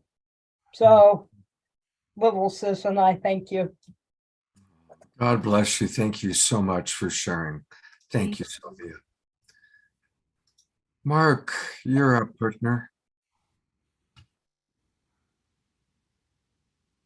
Well, you were asking for a volunteer. I was a musical director in at a Unitarian church in Coronado, California. Coronado, right by the ocean in San Diego, and my father died when I was a kid in 1974, and this was like 1998, and I realized it was June 13th, which was my father's birthday, and I realized that really no one had eulogized him, and so it was a long time coming, and it popped into my head, and I started to talk, and I had this torrent of emotion that obviously was just built up my entire life, you know, and it was, when he died, it was before psychology. You know, if you were 12 years old watching somebody die in the 70s, they'd say, go in a room by yourself and figure it out, right?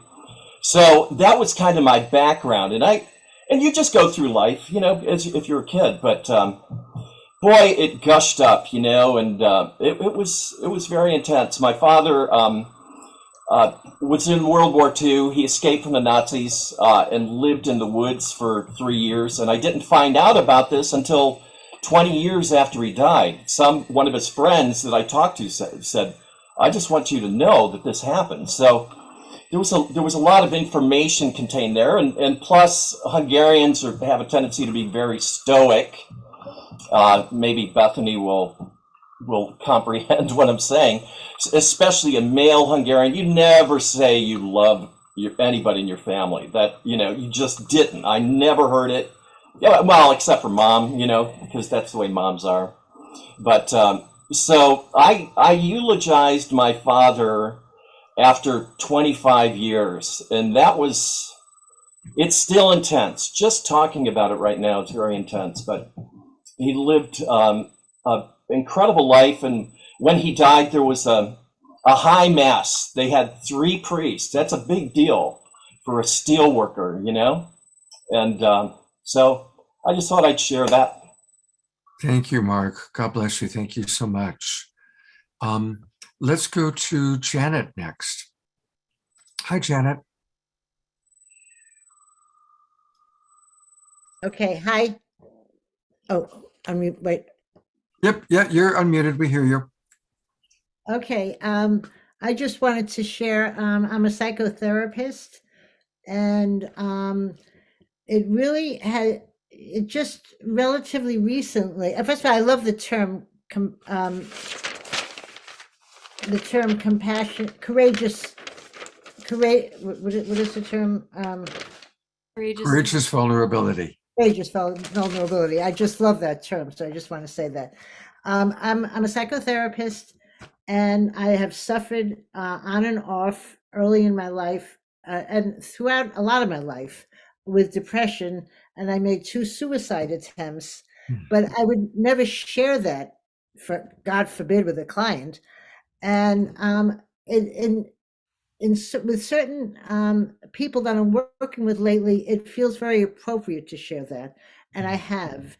And it's really been extremely helpful to them to hear my vulnerability. So I just wanted to share that it's taken me a long time, and to be courageous to be able to do that. Oh, Janet, it's so lovely to see you, because I know I see you on the show so frequently. And thank you for being with us. It's beautiful to hear from you. Thank you so much. Thank you. And that's a big share. That's a big share. It's huge. I just want to acknowledge, what she's saying is, as you've shared with your clients, it's created a space for them to open up, is what I'm hearing. It's like creating deeper connection, that vulnerability. Yes. Mm. And thank you. Thank you. That's a really great example for us all. We'll hear from two more people, Dia and Marem, and I'm going to Marem right now. You're on camera. Okay, thank you. I'm sorry, I wasn't sure if I was still muted. Thank you so much, all of you. So this courageous vulnerability for me a while ago was first being vulnerable with myself about how much I struggled. I have a brain that's wired differently, and I didn't know that. And so like covering it up, trying to be like, okay, I'm the professional, not showing my struggle, just doing it like in private. And then when I was diagnosed with ADHD, like telling like my mom, but people, and then like, okay, I don't really believe you. You're so accomplished.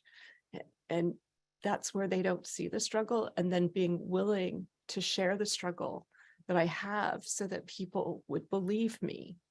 And it was so hard because they're not used to that and they don't want to see you that way. And then it's also like building my skills. So that's what I do now, is I help others, but it's still at times very challenging to come to terms with all of that. God bless you. Thank you so much for sharing that, Marem.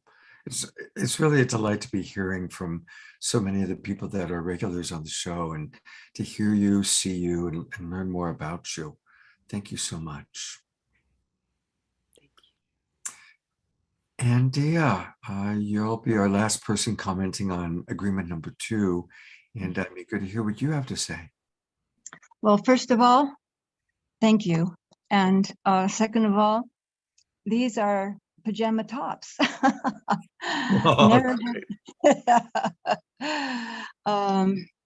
yes. And we all know what that means. I love it when you say that you're sitting there in your pajama bottoms. Okay, I have described before my 12 to 18-hour head situation, but today has been an all-dayer and an all-eveninger. And I literally, all the swelling and pulling out the hair off the scalp, and it goes on interminably. And this happens for a day or two, about twice a week. Now, the days that is not in residence, I am the light for other people, and which I thoroughly enjoy. So I wrote earlier in the comment, and I'm going to be real brief, about the fine line between vulnerability and the victim triangle, which we're all, I would guess all, most of us our awareness is we're working out of that level of existence. But when I express my situation, I want to put it in the truly heartfelt heart experience, and yet not get into the poor me. And I do need a rescuer often. So I just want to express that. Thank you for bringing this topic up, and oh, this is so beautiful to be a part of. And I'm going to cut it there. Oh, thank you so much, Dia. It's always a joy to hear from you and to see you. Thank you, Scott. Thank you. Larissa, before we go to agreement number 3, anything you want to add, or anything about these sharings that have especially touched your heart? I know my heart, and I'm seeing the comments. So many people in the chat box are commenting. So it's really beautiful how our community is coming together in this way. This is exactly what I was hoping, is that we would feel as a collective like we could begin to share, so that there is more of a safe space, for us to be able to come forward more authentically, taking off that social mask and coming forth, so we can see how much more alike we are in so many ways than different, You know, we may have different beliefs and different values, but there's so much of who we are that we can connect with and relate to and open ourselves to one another. So thank you so much for sharing, everyone. Really appreciate it. I think all of us are feeling it right now, how important it is to do this together. Well, I have the honor of reading the third agreement. And so I'm going to do that right now. And this one is leading with compassionate curiosity. When you find yourself judging, defending your position, becoming critical or self-righteous, step back and observe. Put in the effort to see through another's eyes. Get curious about how they came to be the person or the personality that they are today. What shaped their consciousness and perceptions? What informed their beliefs? What are the needs and values driving their unconscious behaviors and their conscious choices? The more you understand how a person came to be who they are, the more compassion and empathy you can hold for them. Genuinely care about their well-being. I wanted to read this one, Louisa, for several reasons, but there are two that I'll share, and then I would love to hear from some people. I had the honor to teach compassionate communication in the prison system. And when I was first in there, I was scared and had a lot of judgments because I was with a lot of scary looking people who were very different from the people from my little global peace tribe, right? And it was such a gift for me because as I got talking to them and teaching compassionate communication, I got to see the divinity in every single one of them. And it helped me to learn that my problem was never with who they were as a being, but with maybe some of the choices they made, some of the behaviors that they had. And I've been able to carry that into my coaching work. And again, just a reminder to everybody, everyone is divinity embodied in a human form. And we do have very real problems with certain human beings. But it's not who they are as a being. It's with choices they make. It's behaviors that they have. Or even when we're unhappy with ourselves, don't neglect the beautiful divinity that you are, or that the person you have a problem with. See the divinity and just acknowledge it's a choice they've made, a behavior that they have that's uncomfortable, or sometimes has very hurtful consequences. And again, when we can be curious and really seek to understand. And I'll close my thought with a beautiful quote from Marshall Rosenberg, my primary mentor and teacher. This is from Marshall. Even the most horrific crimes are tragic attempts to get precious needs met. Even the most horrific crimes are tragic attempts to get precious needs met. I see Laura writing this agreement as a hard one because of how quick the judgment and defensiveness will rise in my being around certain subjects. Thank you for owning that, Laura. It's true, there are certain things that we just all get so triggered around and so triggered by. And, you know, it's really important for us to know what our vulnerabilities are, what are our trigger points, what are our veils of past pain that get in the way of us seeing things clearly. Louisa, anything you want to add? And then I'll see if we got some hands raised. I think you're the perfect person to speak on this because of the work that you do in the world. And I know that I was taught, you know, with my clients, and it's not always easy, you know, to be in the seat of curiosity. You know, we even want to fix people. We think we know like what we can do to make it better right away. But that curiosity, having that curiosity, it actually validates the other as well. Like it opens up this beautiful space for people to receive be received, to receive themselves when we are curious, because it truly opens up our ability to understand what we may not have understood before. So yeah, thank you. I would love to hear from others too, how. So I'm looking, I don't see any hands raised. Would any of our presenters, Viraja or Wild, Albert, Mystic, Monastery, Jerry, I had a feeling you'd have something to say about this. Welcome, Jerry. Welcome back from your trip to Ecuador. Yes, it was an amazing experience. I didn't even want to leave the property because so much cool things was going on there on the property. The one thing I would say is that two things. One is that we have to, as you were just saying, Scott, it's not the person, it's the action. And sometimes we have to keep the actor and the actions as separate kind of judgments or whatever kind of observation you want to make. And the other one was, oh gosh, just flew out of my head. Oh, a red flag word in our language is the word TOO. As soon as we hit that word, it's a red flag because there's a judgment coming after it. Beautiful. Thank you for that, Jerry. Thank you so much. Anybody else want to share on this one? Where it's maybe challenging for you? Eleanor Joy writes, I think this is a very important one for me and us to embrace. When a person tries to tell me what's right or wrong, I feel shut down and annoyed. When they ask me a curious, loving question, I feel heard and appreciated, and then I'm willing to open up. iPhone writes, I've worked with women prisoners.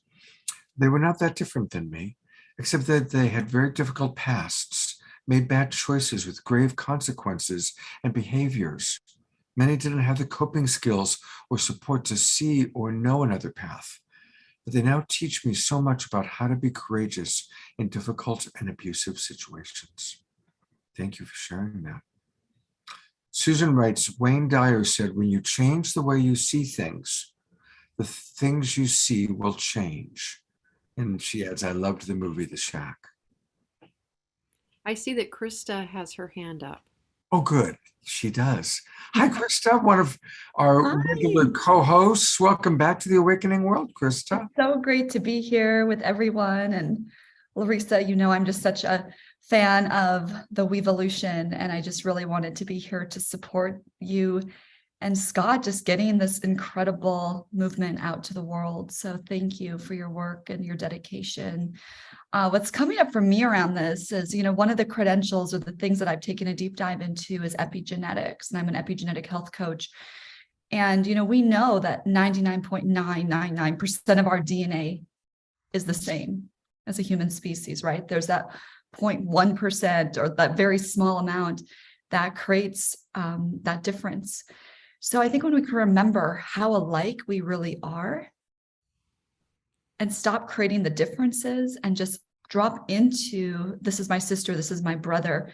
We are, you know, knit the same. We are so much alike. And, you know, I think as I've really stepped into my work as a spiritual teacher and leader over the last 2 years, you know, I'm seeing how even within the spiritual community, you know, there can be, you know, a lot of ego, or there can be things that come up that show us opportunities to even have more compassion. And I think that we as a community need to really own when things come up for us, or when we're seeing differences, or we're, you know, and I've also witnessed this, you know, fight or flight in my own system when something comes up that's hard with a sister or a friend, whether it's, you know, personal or whether it's business. You know, a lot of times we want to say, well, I'm just not aligned with this person and I'm out and I'm going to go a different route. But I know that the higher road, and I think the message here is that we're here for it all. And if something is being reflected back to me, there's something in me that I still need to heal. And we need to remember that as those who are leading this movement, to be that example and to show ourselves compassion and to show ourselves that we need to also look deeper within so that we can be in more harmony with each other. And I think the more that we can embrace that as a spiritual community, the more we can be that example to others as they also rise. So thank you for the opportunity to share here, Scott and Larissa. Oh, thank you so much, Krista. It's great to have you with us again. Thank you so much. Thank you so much, Krista. And to let everybody know, it was at your conference, you and Right. Nicole's conference, yeah, of Heaven's Gate, that I was able to first show the 6 global agreements. So thank you for being here tonight too, sweetheart. Yeah, that was just such an incredible moment in time. And the way that you held everyone on stage that day to just feel part of the family. Beautiful. Thank you. Thank you, Krista. We love you. I would love you too. I'm going to read 2 comments, and I'm going to go to Viraja for the 4th agreement. There's a comment from Sylvie, and I'm really appreciating you writing it down, Sylvia. She says, I have a hard time with this one, with people in power who defend themselves and their power over in ways that perpetuate and increase the violation of the land and the beings that live here. I think we all can relate to that. And again, seeing the divinity in another doesn't mean we condone or accept choices that they make or behaviors that they have, which have hurtful consequences. We differentiate between the divinity that's deep down in there and the choice they're making. And that leads to the story that Darina just wrote, which is a perfect example of this, a perfect example. She writes, one of my favorite experiences of actually applying compassionate curiosity is when, after inquiring why a Nigerian hacker was doing all these online scams, and I had an honest conversation, I suggested, why doesn't he use his skills for hacking for legal exchanges? He took this to heart and totally transformed, dropping the hacking and becoming an actual real tech entrepreneur instead. We became and we remain virtual friends. So there's a beautiful story where, as they're just making him wrong, she acknowledged his skill, acknowledged his talent, and in a ninja move, in a beautiful Aikido move, redirected the energy into something positive. It's a wonderful story. I love the story. I'd like to add onto that. It's like when we do just put somebody in the position of, how horrible they are, how could they do this? Like we even go to the extreme of thinking of people as monsters and us versus them. It tends to hold somebody in that place. We don't realize how powerful we are and the spells that we create with our thoughts. When we think those kind of thoughts about somebody else, we hold them like in a box, so to speak, in a little box where it's harder for them to have the opportunity to actually become their true authentic self. That moment we start to become curious to see where this is coming from, how they became who they are, and becoming curious to see if possibly there is a way for them and for us to experience their authentic self. It puts that in the space. They begin to see that possibility. We seed that possibility with them. So hearing about this story from you, Darina, is amazing, because what I'm hearing is that you could see his authentic self. You were feeling into, like, why not? Like, why wouldn't you? When you have all these amazing skills, you're looking at his highest, and feeling him, and that part of him, he was called to feel that within himself, and you actually helped him in being able to bring out his authentic self. And it's like the best example ever that you gave, and one that we can all take to heart. How many people in our lives do we put in a box and we think, oh, they're horrible, like how could they be this way? And we begin to objectify them in that. And what if we could see them in their highest and call them and help to seed that by calling them into their highest, giving them an opportunity to step into this greater sense of who they are. Thank you. I'm going to read 2 more comments, then we're going to go to Viraja. Carol writes, that's how I deal with my high school students. I don't judge or assume. I treat them with respect and find something positive to bring up while correcting a situation. And Reverend Jeffrey writes, no fear, do our job of WEvolution and the universe will take care of the rest. Absolutely. All right, we are going to move on to the fourth agreement. And Viraja, thank you for your patience and being with us for these last 2 hours. And I'd love to ask you if there's anything you want to share before you go into the fourth agreement, anything that stands out for you so far tonight? Hi, everybody. Lovely to be here. I think the piece that was coming to mind in the last share is the parenting experience and being able to hold that place of compassionate curiosity.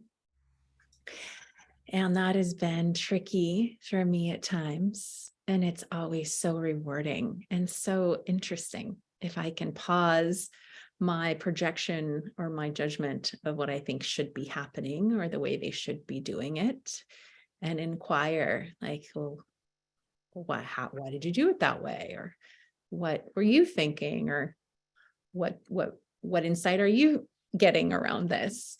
And it's been a delight to apply that to parenting. If anyone could relate to that out there, discovering our children's path, right? Yeah. And marveling in that path and delighting in that path that is theirs uniquely. Yeah. So I can go into the next one. Agreement number 4. Practice radical self-acceptance. Compassionately witness your critical thoughts. How can you be even more kind to yourself? Even the inner judge needs compassion and kindness. Deeply listen to the inner voices of your wounding. Seek to understand, allow, heal, and transform. Practice accepting the parts of yourself that feel unlovable.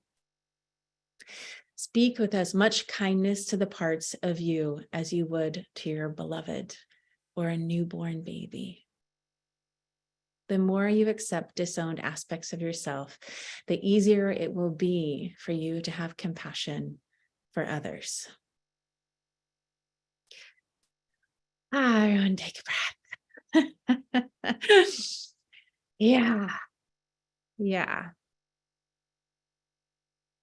The discovery, however long ago, of like the rejection of another is in direct proportion to the rejection of that aspect of me or my lack of knowing it or understanding it or having like the earlier agreements, like the compassionate curiosity or the ability to even know what it is. So often, like we can just automatically reject, automatically like not accept something. And that sometimes comes in louder and louder and louder, those messages that are trying to get through to our consciousness, like bring light to something. So I've had experiences where I'm like, oh, like a really, really extreme example is, now it's quite a while ago, but in my 20s, I had almost consecutively 5 relationships that when I transitioned out of those relationships, when I broke up with the men in those relationships, 5 of them threatened to commit suicide. And I was like, holy, what? And it was like the last one was even more dramatic. Thank God nobody did anything. Nobody hurt themselves. But the last one was very dramatic, very, very dramatic. And I was like, okay, this message is getting louder and louder, and I'm the common denominator. And so I was one of the things that happened that really kind of opened the door for me to dive even more fully and completely and committedly into my own self-discovery path and my own personal growth path and do shadow work, to be honest. And it was a journey where I got in contact specifically related to that, like a part of me that felt so scared that I would needed to be needed. Like I kept picking scenarios where I needed to be needed and needed to be needed. So like imbalanced, though, that it was like more codependent. And I didn't know how much I was scared. I didn't know how much there was this part of me that felt so unlovable that I had to create these what I thought was the optimal experience, like dynamics, so that I wouldn't be hurt or left or wounded in some way, because there was a part of me that felt very, very insecure. And I hadn't known that part personally. I was trying to find it, because I think we create the scenarios in our life for our own awakening and evolution. And it's like, oh, like those were the scenarios that helped me find that part of myself and accept that part of myself. And it's correlated to my attachment wounds that I have moved through a lot of, which was a lot of anxiousness.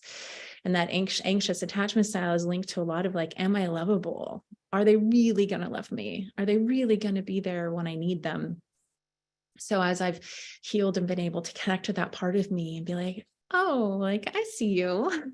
I got you, and reassure myself, or able to articulate what my needs are to those around me, and proactively be an advocate for my relaxing, my feeling more home, my feeling more relaxed and loved and accepted from the inside, and also relationally, because both of those are so very important. But coming to terms with like, it's okay for me to be scared. It's okay for me to need something from others, and not shut that down and then just paradoxically be with people that are overly needy because I'm disowning my own needs. It's like, how to come into balance with that within myself has been a big part of my journey. And so that wounding and that needs journey, I'm like still so delighted about compassionate communication when I learned it in like 2000 and got the lists of the needs and the values, or the feelings and the needs, and realized, oh, everybody has these. Like, not only do these people that I could see in everyone else having these, but that I had them too, and bring that to my own awareness. This radical self-acceptance, I think, all of these personal practices can include learning a vocabulary. So it's like learning our own, the general vocabulary, and then learning like, okay, what resonates the most for me? Like, what are my personal needs and values and wants and desires and longings, and living with that, getting to know it, like the beloved, like my own child, like this sacred relationship within myself, and then choosing, okay, how can I move forward honoring that, and how can I live from that place, and then creating the communities around that are able to support that and honor that and see me for who I am. The journey for me about self-acceptance has been like, can I truly be me in this world, and know I'll be safe and I won't be killed, as a prior imprints have kind of informed me, and I think many of us, that it, like, we better be careful. But it's the more that I have engaged in my own personal practice of this love and acceptance and getting the support that I trust, the more I have been able to integrate and be living more authentically. Who relates? Who wants to share? Well, I'll read a few comments and then would love to hear from people. And thank you, Viraja, for sharing. And just to remind everybody, I did put in the chat box that Viraja and I are doing a live event together in her beautiful new home with her beloved Billy. We're doing teaching. We're going to have a relationship satsang, and there's going to be music and all sorts of wonderful things. All the details are in the chat box, and that's going to be on Sunday, February the 5th. So that's 2 weeks from tomorrow. So I'm really looking forward to that. That was beautiful. I want to acknowledge Viraja before we read the comments. It's like, I've known this woman for I over 10 years. I don't know, maybe like 20. I don't know. It's been a long time, right? And I have seen you go deeper and deeper into your radical self-acceptance and self-love. I've just seen you continue to bloom and blossom as you have been so committed to this path of loving yourself. Like I've just seen you become stronger and more vibrant and more empowered over time with that practice of. So when she speaks this, I can vouch because I've seen you just completely continue to what I like to call in bloom. In bloom, in blooming. Thank you. Thank you very much. And part of what's the relevant piece to name is safety in ourselves doing that, and safety in community doing that. And I was, Larissa and I often have many parallels that we when we catch up, we're like, oh my gosh, you're doing that and I'm doing that. And as she's helping voice the agreements, I was like at the same, also seeing these essentials to creating safety and beyond consent, even like creating what I'm calling sacred safety, where we are really attuning to each other, where we're noticing and what we're doing with our energy, our thoughts, our heart, our bodies, and what it is that is actually supportive of deepening the safety, softening the nervous system, creating more connection and collaboration. So I've actually created a guideline that helps go through the steps for creating sacred safety. And if you want that for free, you can go to receivemorelove.com and download the PDF. Thank you, sweetheart. Thank you. All right, well, let's read a few comments and then see if anybody wants to chat. Krista wrote, sisters supporting sisters. So beautiful. Over 10 years. Wow. And I really appreciate what Jennifer wrote, and I think many people can relate. She wrote, this agreement will be the most difficult one for me, but these open conversations help. Thank you, everyone, for sharing. And just a reminder to Jennifer and those who are challenged, notice it's not just self-acceptance, but radical self-acceptance. And remember the meaning of life. We're here to learn to love, starting with ourselves. That's what all the people who have the near-death experiences, which I've done shows on, they come back and that's what they report. We're here to learn to love, and we have to learn to love ourselves. Radical self-acceptance. That is the meaning of life. I had a near-death experience. Tell us about it, Marsha. And I love that you just mentioned that, because it was the horse. Yeah. I fell off a galloping horse, everybody, and hit my head, and it was a whole series of very strong traumatic brain injury. And the piece that feels really relevant, it's this. I basically went into the dark hole after I came back for a series of weeks, and I was in the pit of the suffering, I'll call it. Like the contrast was just so apparent, undeniable. It was like, it makes sense to me why we come into little babies' forms that don't have all this awareness of consciousness to mind yet. It's because it's so much to try and comprehend. And as what got me through that, like the little seedling underneath the dark soil and all the pressure and all that stuff, what got the little sprout to sprout in my awareness and my zest for life again was this realization of like, oh my gosh, we're all here. This goes with the WEvolution. Like, we're all here. We all chose to incarnate here into the same soup. Like, we knew what the world we were doing, and we're all doing it. And it's so much. It's so much. It's just so much. And we're all doing it. And it was like, oh, there must be a really good reason. We would not be here with some of these dynamics unless there was a really, really good reason. That's why my reason are even attracted anyways. Like, oh my gosh, how exciting. Like, there's a really good reason that I'm here, and we're all here. And then fast forward to just even a few weeks ago, it's like, oh, like I have my part in all of it. And then radical self-acceptance is also including for me a lot of parts work. So it's like internal, like finding my inner child, or my judger, or my priestess, or the wounded one, or the victim, like working with all these parts and integrating them within the greater field of consciousness and awareness that can love and accept them all and receive them back. So there's those parts, but in the greater thing, like I have my part to play on this in this world and on this planet. Like that's my part. That's all I needed to do is my part. And I've come here to do that part. I mean, it sounds so simple. It was like living this like, oh, so all you need to do is celebrate and shine and be your radiant, unique self. And here we are. It's like all of the other stuff can just kind of like be water off the back, like in essence.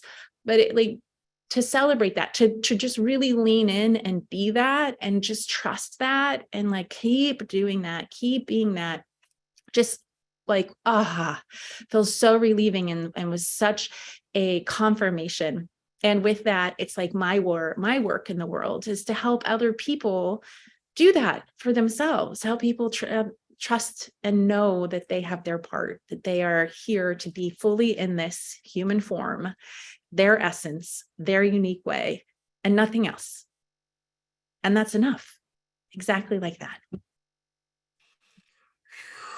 Amen. Thank you. Thank you. It's like, yes, that's it. All you have to do is your part. Just be you. Every other person is already taken. Just be yourself. You know, I also want to shout out, Viraja is a great coach. I've had the pleasure to work with her, teach with her for well over 10 years now. And so again, if you are relating to her, she is a wonderful, wonderful awakened love cohort. I love that. And go to just to receivemorelove.com, just straight up without the other thing on the end. Just try just to receivemorelove.com. It should. That's where you are. We're at receivemorelove.com. Okay. Yeah. Is that the correct one? Receivemorelove.com is, yeah, it might come up with something else on somebody else's thing. But yes, it's a great way to get me. It talks about my coaching work. I do a lot of deep dive immersions with women and men to really work through reprogramming and liberating and clearing. So we repair and heal the past, we reclaim the energy and your essence, and then get to remember and rejoice in the fullness of who you are. Beautiful. I'll read a couple more comments and then we've got Omashar music coming up. So thank you, everybody. I know tonight's show is going to probably go till about 9 o'clock because it's so much, but we're loving everybody's comments. Beth, our beloved Bethany, writes, we have to have radical self-acceptance to acknowledge our divinity. It's almost blasphemous to not accept ourselves. Karen writes, part of my early morning spiritual practice includes tapping on and loving and accepting myself. And Dorina writes, radical self-acceptance is indeed probably the hardest practice, as it needs to start with radical honesty, deepen with courageous inquiry, and then embody true self-acceptance, compassion, and love, especially for the unlovable or perceived unlovable parts of ourselves that always need it the most. I wanted to just say part of my journey that was very confronting is working with shame. So just want to speak to and normalize like having shame or around some of the things we might have judgment around, or we were perceived, whether we were loved or not. And that like going to some trusted source and receiving empathy externally, relationally, to help move that shame could be very, very supportive. Even looking yourself in the mirror, but having a trusted source, it could be really, really beautiful. And then a distinction that I learned around shame from some mentors of mine, River and Diamond Jameson, is where I first really got to work with this, is the distinction between like healthy shame and toxic shame. So the distinction would be like healthy shame is like, oh my God, I did that. I really like, I flipped that person off. I really wish I didn't. Like that that was really rude. It's like that thing. And that like toxic shame is like, oh, like the message we get is like, there's something wrong with me. Like my butt's too big. There's something wrong with me. Like that person, like pointed out my butt or whatever, like there's something wrong with who I am, essentially who I am as a being, that there's something wrong with that, which is not true. That's like a untruth, like a spiritual, psychological, like not truth. Like there's nothing wrong with who we each are as, you know, an essential being of who we are. There's nothing wrong with that. So the antidote to that, which is powerful to bring in, is even just like declaring like that's not true. Like that is not true. Like looking at and feeling it and looking it even in the eyes, that belief or that message, and like putting it over there by saying, no, that is not true. And allowing the energy to move as it does naturally with that conversation happening inside. And it might even be between a couple parts, our internal parts that are having this conversation, but like moving through and letting it progress instead of just like cement inside of our being can help liberate the shame, can help liberate the toxicity that we've adopted somewhere along the way that isn't serving us being our authentic selves. That is so important what you just shared, Veronica. Thank you so much. And I did get, I refreshed. So here is the new, improved Receive More Love website, empowering women to lead with love.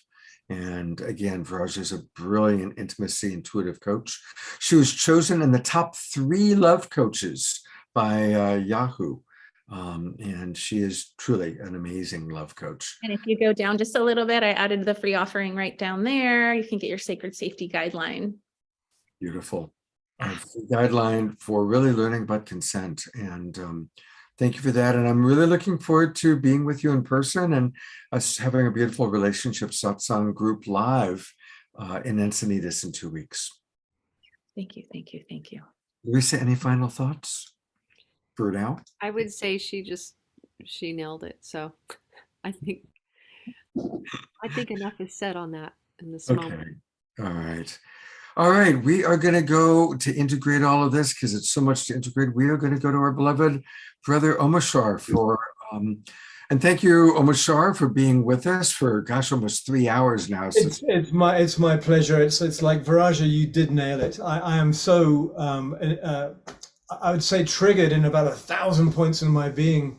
And then something that just came up before the camera went on me was when the student is ready, the teacher arrives, right? and these 6 agreements that are arrived at a time in my life when I really, really do need them, because it's kind of like the next step. And I'm going to sing really quickly. I'll make this short, but one thing that you were saying was about safety, and I've never felt safe in any relationship, not even with my parents. And that is what it is. And also practicing, I have the agreements here on my phone, I'm going through them, practicing radical self-acceptance. I've managed to pretty much police all my judgmental thoughts to other people, but now that I've removed most of that covering, it's me that's left, and holy smoke, am I judgmental against myself. And so stop it, right? Thank you. And one more thing, Larissa, you just said something which made me laugh out loud. And that was about being your authentic self is like everyone else is taken. So when you just be yourself, it's like, oh, there's a concept right there. So I'm going to sing this song, and I'm kind of borrowing from the 6th agreement for this song. So please take a deep breath, just let go of everything in our head so that we can refresh and come back with the 5th agreement with a renewed sense of curiosity.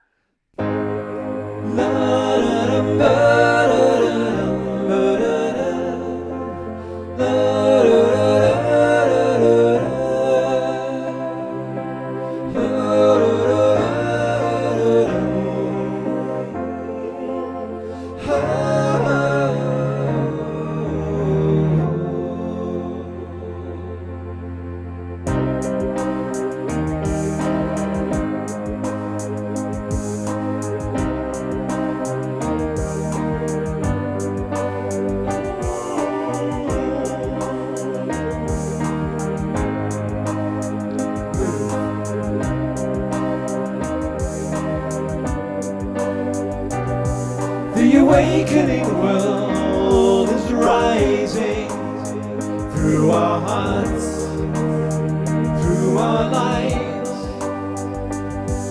as we take the next steps together, walking tall, no disguise. Here we go again, loving all we see, lift each other up, let each other be, healing all the past, healing you and me, loving all that's gone, loving what's to be, the awakening world, the awakening world, the awakening world, the awakening world. Nothing left to say, nothing left to do. Let your spirit shine, let your spirit through. 'Cause time is what we have, time to think anew. Let inspiration flow, let inspiration through.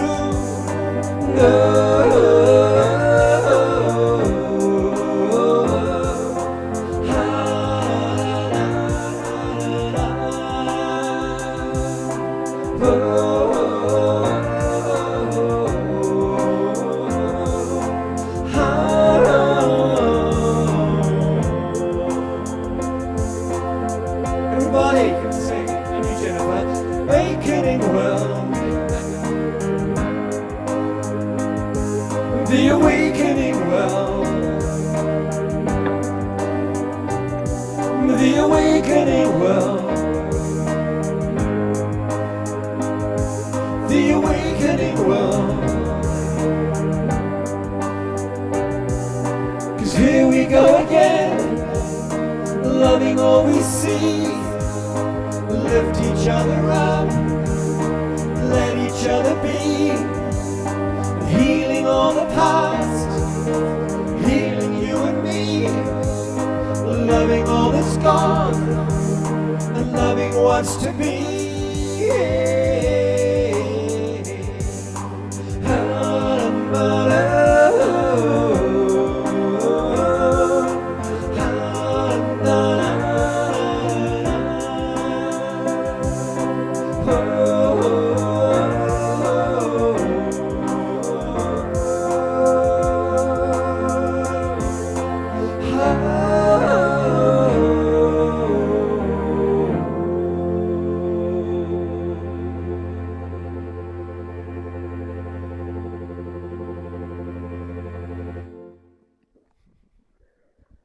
Fantastic. Let's all twinkle our beloved brother Omashar. I love that song. I'm gonna have it in my head all night now, you know. I know you will, which is very cool. That's the point of a pop song. But these are, you can't hear me, can you? I hear you perfectly. Oh, you could. I didn't change my thingamajig. As a musician, you have to change all these things to go from one mic to another, and it gets confusing. But yes, it's the hook, metaphysical pop, right there. It gets in and it doesn't leave you. It's true. Your songs always are like, whatever your song is, it's like that's in my head until the next Omashar night. And that was one, of course, written specifically for this show. And I'm not struggling, but pushing my way through a 10-album song. I've just completed the first song. I spent maybe 60 hours in the last 4 days just polishing and polishing and polishing. Anyway, whatever. Namaste. Awesome. Thank you. Thank you. I think Thank we you, all needed Larissa. to move. Like we needed to move that energy and we needed to come together in that frequency right then. Thank you. That was beautiful. Oh my And thank you everybody who dances. I so love how beloved Eleanor Joy and Reverend Jeffrey and all of our friends dancing and moving. And remember, everybody, we can support Omashar by going to Bandcamp. It's omashar.bandcamp. That's where his albums are. Please support our beloved brother. Well, Larissa, would you like to introduce Michelle? Yes, I would love to introduce this woman. I met Michelle. I believe I met you first, probably at one of Shakti Tribe's events, and you Yep. were just dancing your heart out, and you were singing.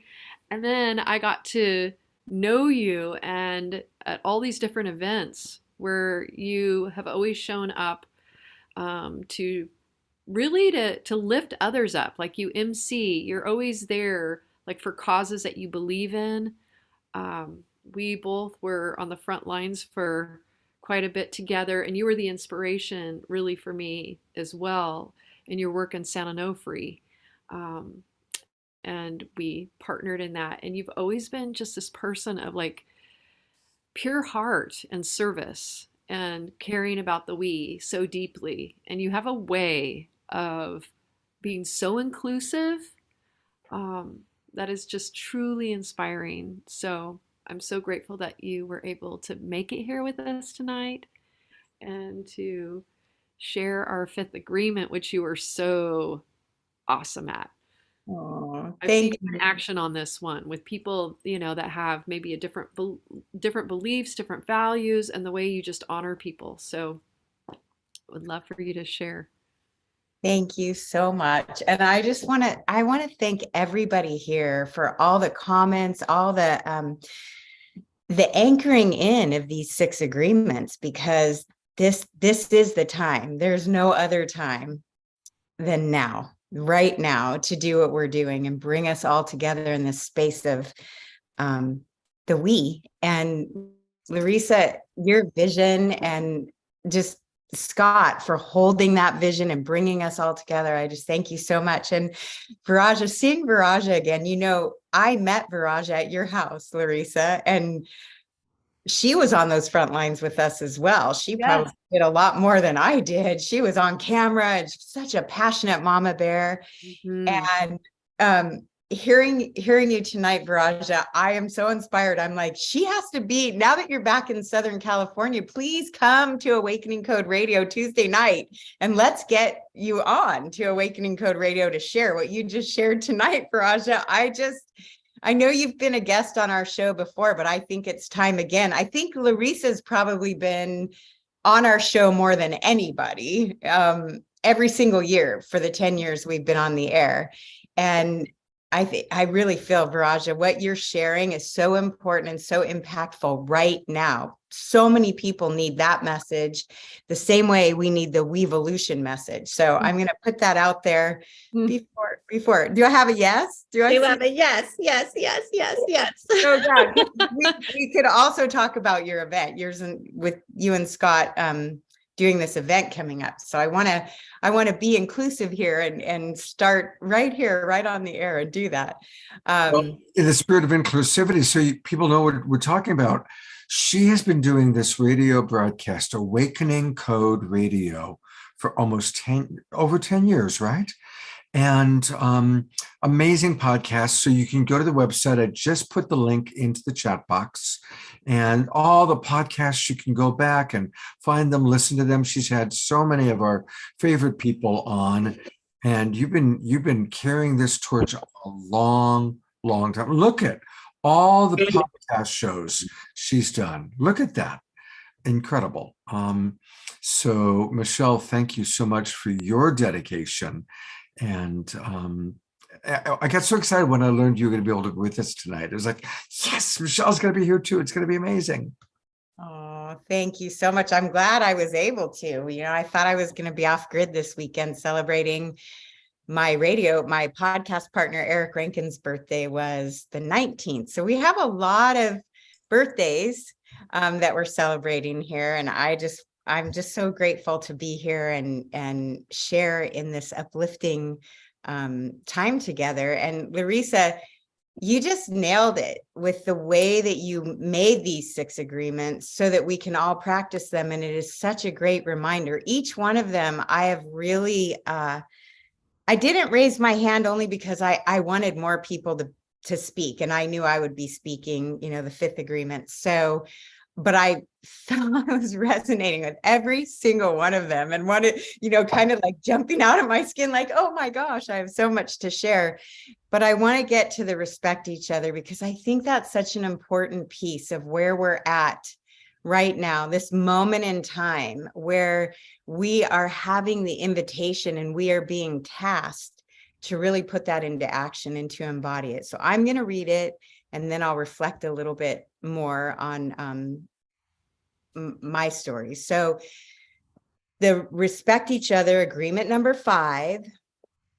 You don't have to agree with another's beliefs to be thoughtful and considerate in your communication.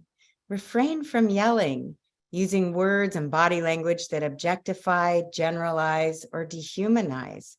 Use language that creates connection rather than black, white, right, wrong dialogue. Before you engage in conversation, get clear on your own motivation in the exchange. Are you sharing to affirm how you think or feel and to change someone's opinion? Or are you allowing the space to create deeper understanding and connection? And I so resonate with that right now, especially now, because I find that now is a time to heal the divide. We see so many areas that are coming up either in the news or in our circles or in social media that are really trying to divide us. And rather than be divided, I think it's so important to come at another person's opinion or belief with curiosity and respect. One of the things that word respect came into the fore in my awareness greatly. I don't know why that happened. I didn't touch anything. Was when I started working a lot with our First Nation people, our Indigenous friends, doing a lot of different festivals and ceremonies and spending a lot of time with our Indigenous family. And I really wanted to understand more of what they wanted from me, what they wanted from my community. And one of the things that I was very aware of, profoundly aware of, was respect was at the top of the list. And how do we do that? How do we respect others? And one of the things they were looking for was deep listening with compassion.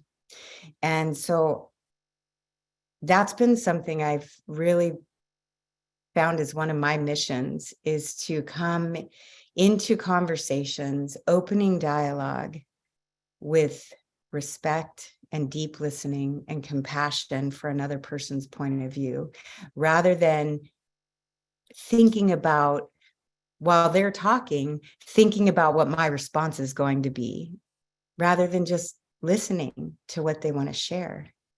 And then having a response in the moment, not trying to project what I want them to hear, but just really receiving what's on somebody's mind, especially now. Like I said, I'm finding many opportunities these days to hear everyone else's point of view and respect that point of view, whether it differs with mine or not. I think, Scott and Larissa and I did a, I don't remember which show I was on, but it was about judgment. Do you remember the name of that show, Scott? What was it called? I think it was really the peak of when there was a lot of no mask versus mask, vaccine versus no vaccine, good government versus bad government, Trump versus Biden, all that. There was so much polarization going on. And so you and I and Larissa did a show. I'll pull up the YouTube link to it, all about how to listen to each other, to move out of the field of judgment and into a field of listening. And it was a powerful show. It was. So I'll go, while you continue to talk, I'll go find it, because it's in our YouTube library, and I'll pull it up and put the link into the chat box. I just felt like that show really inspired so many of us to look at where we're holding judgment or resentment or blame, going into blame and going into who's right versus who's wrong. And really, we all want to get to the same place. So many of us are saying the same things in different ways. One of the things, I had a conversation with Larissa earlier today, and I said that one of the things I've been doing almost in every conversation I've been having lately is asking the question, if we were at a conference with thousands of people and the speaker on the stage said, raise your hand, everybody in this room, how many of you are brainwashed? I really don't think many hands would go up. Ooh, look, we have a hand that went up. And what is the yardstick? What are we measuring that by? How do I know if I'm brainwashed because I have an opinion? And lately, I've heard from many people, and I heard the answer that I felt really brought it all around for me, which was, if I'm brainwashed, I'm so passionate about my position that I'm not willing to look at anybody else's position. Perhaps maybe I'm brainwashed if that's the case, that I can't hear anyone else's opinion and I only want to speak mine to change someone else's mind. So that was a big one for me. And how do we know if we're hearing all the information available to us if it's being censored on greater platforms like mainstream media or social media? If our voices are being silenced and there's censorship going on, then maybe I'm not hearing the full story. And maybe it's time to dig further and deeper and continue living in the question, to have an open mind so that I can look at other people's points of view. So I think respect is at the top of that list in terms of respecting where everyone's coming from right now, so that we're not blaming, shaming, judging, but really coming into what we're all looking for, which is more of the unity consciousness and the WEvolution. And I just absolutely love, cherish, and adore Larissa. And I think you're the one, Larissa, to bring this to the masses because of the way that you are so open-hearted and bring everybody that you meet into an open-hearted space. The only way we'll be able to get to this is through an open heart. So I just so appreciate you for bringing this forward. And I'm so excited to now have a YouTube video to be able to share so that more and more people understand 2023 is the year that we have to be in the WEvolution. We have to. I don't feel like there's any other choice. And I'm excited to be in the WEvolution. Thank you, honey. Thank you. And I want to say, I totally receive you. And what I feel is that we, that we're doing this together, like the distinction for me, rather than just me, bringing this forward, is that this is a conversation for all of us to have. So everybody that's here tonight, like, I invite everyone to have this conversation and to spread this out, because this is like, it's like a hive, like the bees of the hive that share the nectar with the world. Yeah. One person can't do it alone. We have to do it together. Yeah. Absolutely. And what you've done is taken a vision and executed upon that vision. Vision, what is it Brian always says? It's an Edison quote. Vision without execution is hallucination. And so for you to actually pull the trigger, execute, and we can all share that vision because it's you actually wrote it down and gave us the framework to be part of the WEvolution, and each one of us be able to share it forward. Thank you for that. Thank you, honey. And I want to acknowledge Laurie Goldstein, who is not like, she's like you in the way that you say that some people have to kind of be behind the scenes. I've invited Laurie so many times, like, come on with me. She has been the person that was in when I was really sick. She was the one right there with me in the hospital, and she was the one that helped me to really bring this forward and curate it and worked with me on it. Um and she even more so than I with the script that was written, she really got in there and worked it. Like, yes, I brought put together this agreement. She helped me with that, but then she did that. So again, this is things are not what they appear to be. There's a lot of people like Scott, like all of us that are making this happen together. It truly is a we that's bringing this forward. So thank you, sister. Thank you for being such a support. Without the support, it wouldn't be happening. I'm just so grateful to be a part of it and share with everybody here, especially the fact that it's such a pivotal time right now, and it's a potent time to be on a new moon in Aquarius, entering the age of Aquarius and the year of the water rabbit, which happens to be my sign as well, water rabbit. So I feel like right place, right time, right people, right reasons. Let's do this. Woohoo, here we go.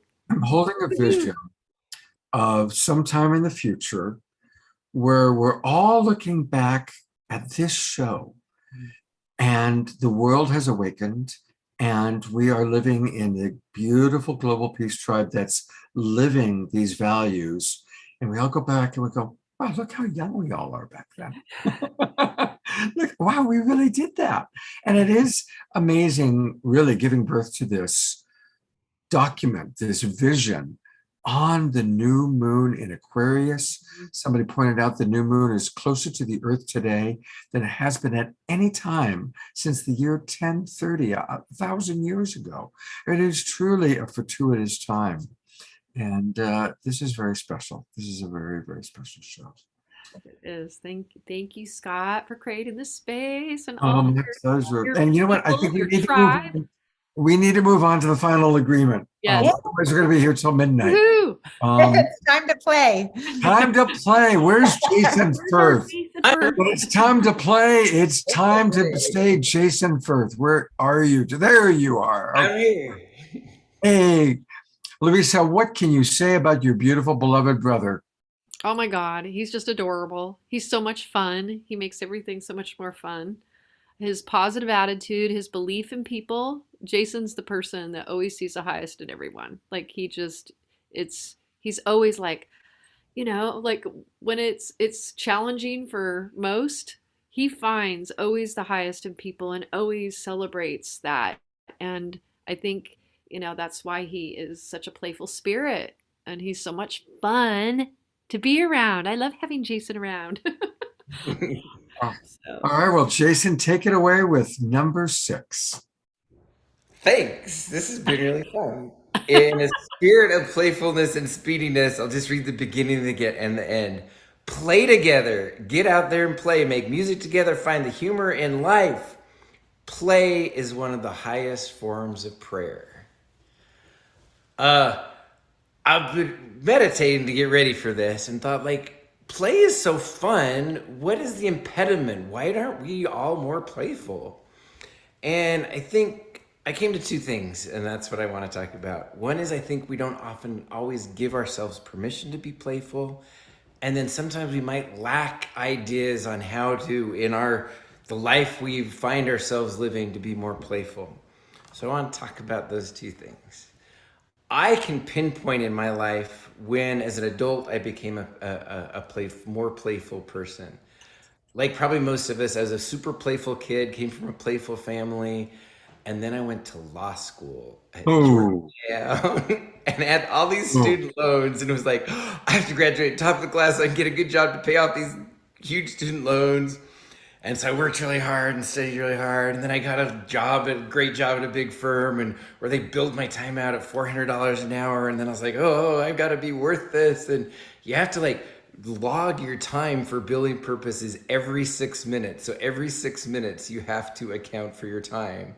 And boy, did that beat the playfulness out of me to a great extent.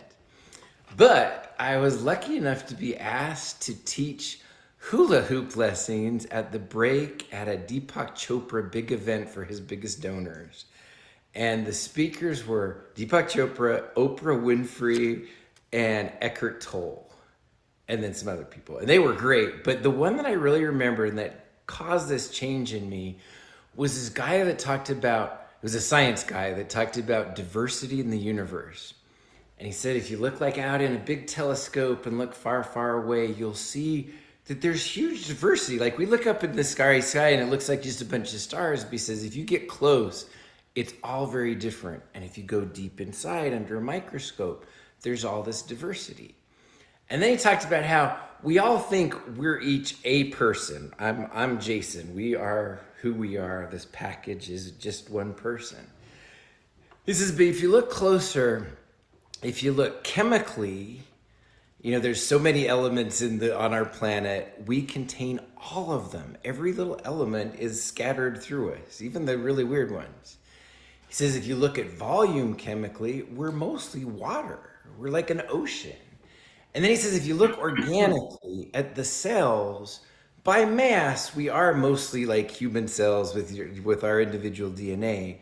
But if you look at number, we're mostly not human. If in this package that we think of as ourselves, we're mostly like bacteria and yeast and all these little creatures that collaborate with the parts of us that are human cells, and it makes it all work. We're this super, as an individual, we're super diverse. And that really stuck with me. And he talked about some of these little creatures that live in us. And the one that was most memorable is he talked about there's bacteria that live on our skin. Whoa, am I here? Live on our skin that poop out lanolin. They eat dead skin cells and poop out lanolin to keep us moist. And he explained that even if you use like moisturizing, sanitizing lotion, if you wash your hands a lot, they'll get dry. And it's not because the lotion is harsh, it's because you kill all these little bacteria and then your skin goes dry. And so he said, tip, if you have to, this is good for the pandemic, if you use lots of hand sanitizer, as soon as you're done having your hands be sanitized, rub them on a warm, moist place like your armpits, and it'll repopulate with these like lanolin pooping bacteria. He says if you said, the one that really caught me because I'm a big swimmer, he says if you swim and you find the chlorine kills all these and your skin dries, put on, instead of like, oh, I've swum and taken a shower, I'm all clean, I'll put on clean clothes. Put on your used clothes first so that you can repopulate your skin with these bacteria, lanolin pooping bacteria. I just thought that was fascinating. Anyway, that was the last speech before lunch. And so I went out on this grassy knoll and ate my little vegetarian lunch. The food at the Chopa Center is delicious. And I was thinking about those little like lanolin pooping bacteria.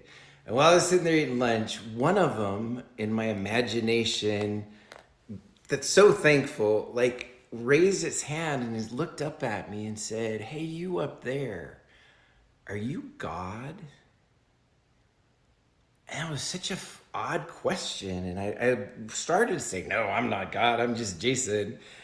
And then I thought about this little bacteria. He was so sincere, like, and he seemed to be looking for God. And I'm like, well, I guess I could say I am. So I was very careful in my answer. And I said, well, little bacteria guy, I have other gods that I believe in, like my heavenly parents, but I guess to you, I am God. Is there anything I can help you with? And this little bacteria says to me, well, I've been struggling to find my life's purpose. I'm not sure what I'm supposed to do. What should I do? What's my life's purpose? And I was kind of baffled by this question and started to giggle because I'm like, I'm not a bacteria, I don't know.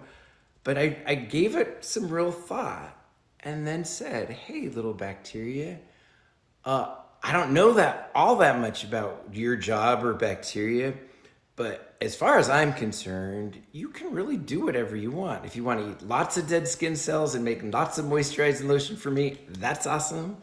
If you want to just nap for the rest of your life, I think there's plenty of you, that's fine. And he's like, but I want to know what I should do. I'm like, Mike, really, as far as I know, your life is short. I think you should just do what makes you happy. And if you want some direction, I guess you're the only bacteria that's ever spoken to me in my life. So maybe you can talk to all of the other cells around you and figure out a way to make them all really happy and to get your jobs done in a playful, happy way. Like maybe you could have a dance party while you're doing this. And I felt this little bacteria on my arm being like, oh, okay. And I said, anything else? He's like, no, I'm going to go do it. So I just relaxed and felt like how fun it was to have these little bacteria maybe relaxing and having fun and being playful while they're doing it. And I think I nodded off. And then all of a sudden the aforementioned like heavenly parents were like, Jason, wake up. Are you paying any attention to what just happened?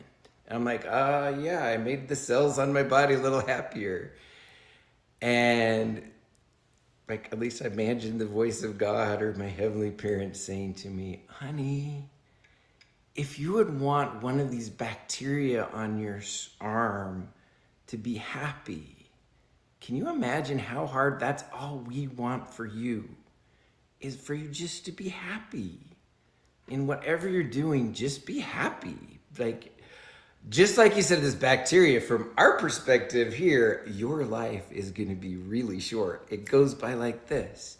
So be happy while you're living it.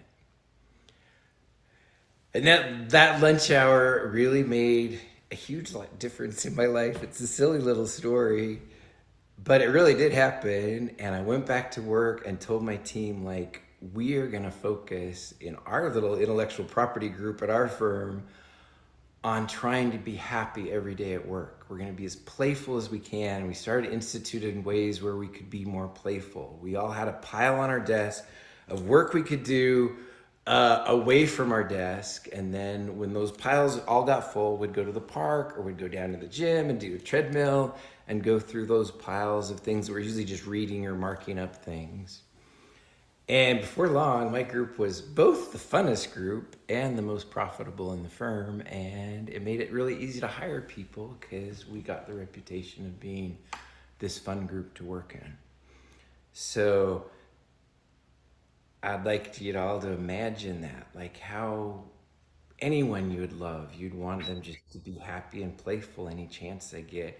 Like there's a whole industry of like professional sports, right? We love watching people play. I don't particularly, because I'd rather go play myself than watch somebody else do it. But hopefully that's a little bit helpful on giving ourselves permission. I really do believe if there is a God or heavenly parents or some design to the universe, that whatever bigger thing is up in charge of us, that big thing, that God, that divine spirit would really like to watch us just playing and being happy as we go about our daily tasks. Pause there to see if anybody has anything they want to add. First of all, people are loving you and your storytelling. So many comments about how they just love that. And the way you describe your relationship to, hey, little bacteria guy, it's just so sweet. So awesome. I'll read a few comments and then we'll see if anybody else wants to share. But that was just, I love you, Jason. I just friggin' love you. All right. Yeah, Beth writes, Jason, you are adorable. And I think we all agree. Eleanor Joy writes, many years ago in Mount Shasta, I facilitated a play shop with a group of women. It was mostly about play, including hula hoop, jumping rope, and more. So much fun. Dorina writes, I love this agreement and the reminder to play, laugh, and have more sense of humor. So sharing this funny take of the Serenity Prayer in light of fun and playfulness with all of you as a thank you for another amazing show and evening tonight. So this is a take on the Serenity Prayer. Lord, grant me the serenity to accept the people I cannot change, the courage to change direction when I see them coming, and the wisdom to not try to smack some sense into them when I can't avoid them. Awesome. That was great. I love it. And just a reminder to those of you watching on Facebook, please, in the future, you can still do it. Come on into our Zoom room now, and you can get all the links. There's so many links to recordings and the video and what Michelle is doing and what Viraja is doing and everything. So come on in, join the Global Peace Tribe. Come on in and get all these links, including Darina's wonderful take on the Serenity Prayer. I'll go to gallery views if anybody has their hand up. I know it's getting late, so people, and it's we just hit 11 o'clock Kiki time. From now on, we always will refer to Central Time as Kiki time. There's Michelle has her hand up, and also Sylvia. So I'm going to go to Sylvia and then to Michelle. Sylvia, you are up. Okay. First, in honor of a friend who considers a baby panda bear her higher power, and the first connect with the higher power every day, I'm gonna toss this panda paper balloon to Nitya and to all of you to play. Second is a story about when Nitya and I first met. He was very worried that he would be too weird for me. And I looked at him and I said, sweetie, I'm pretty sure that there will be times that you will be too weird for me, and I will be too weird for you. And most of the time, the two of us will be too weird for the world in general. So over the course of our relationship, I discovered that one of the ways that he was weird for me was wanting me always to be happy. And one of the ways that I was too weird for him was that I always wanted to play. And playing was very frightening to him. And being happy was confusing to me because I wanted to play and make a difference in the world. So here's to finding space to play and be happy and to be the change in the world. Love to everyone. I love that. Thank you so much, Sylvia. That's You know, awesome. you're reminding me of my father. When I was a teenager, my father took me aside and he said, son, as you get older, you're going to discover that everyone in the world is crazy except for you and me. And frankly, son, as you're getting older, I'm beginning to wonder about you. And the point being, we all are crazy in our own wonderful and unique ways. Michelle, what do you have to say? Well, I was so inspired to go get my heart song bear because you were sharing your bears, and I just love that you did that. I sleep with this guy right behind my head to remind me to send out loving, playful heart songs in my sleep while I'm working in my dreams and in my sleep. And so I wanted to share that. And I wanted to share that when we go out on the ocean and we see dolphins, I private charter a catamaran out of Dana Point with my podcast partner, Eric Rankin. And we bring groups of people out to be with the dolphins and the whales for exactly this reason. Because I've never met anybody that says, I saw a dolphin. They don't, when people see dolphins, they go, oh! They start squealing with delight because dolphins bring us into that vibration of joy. And so if we could all emulate the dolphins and feel ourselves gleefully jumping out of the air like they do, to feel that tickle in our tummy, that is such a great vibration to share with others. When we go on the dolphin boat, we ask everyone to leave the stress and story of our lives on the dock and to emulate the joy that the dolphins inspire in us, to be playful and to come into that heart space with each other and just love on each other and play together. So I just wanted to impart that before we all leave tonight as well. Great comments too. My gosh. Beautiful. Thank you. It is so much fun on your boats, honey, with the dolphins. You're so right. We need to be in that vibration more in life, the way they play. Can you put into the chat box how people, Michelle, can you put in the chat box a link of how people can sign You up know, or learn about That's that? that's so funny, Scott, because I'm one of those people who just doesn't keep up a website or anything like that. I guess, I usually will share it on my Facebook page or my Instagram page. Michelle, the number 2 hearts is where you could probably find out. And I'm also going to be on Portal to Ascensions Dolphin and Whale Conference on February 19th. Go to Portal to Ascension. I think it's .org. And on February 19th, we'll be having a dolphin and whale webinar. And I'll probably announce my next dolphin boat there. I think we'll be doing it in March. Okay. Great. And actually, Neil Gar will be on our show next week. He's going to be on. So there it is. There's portaltoascension.org.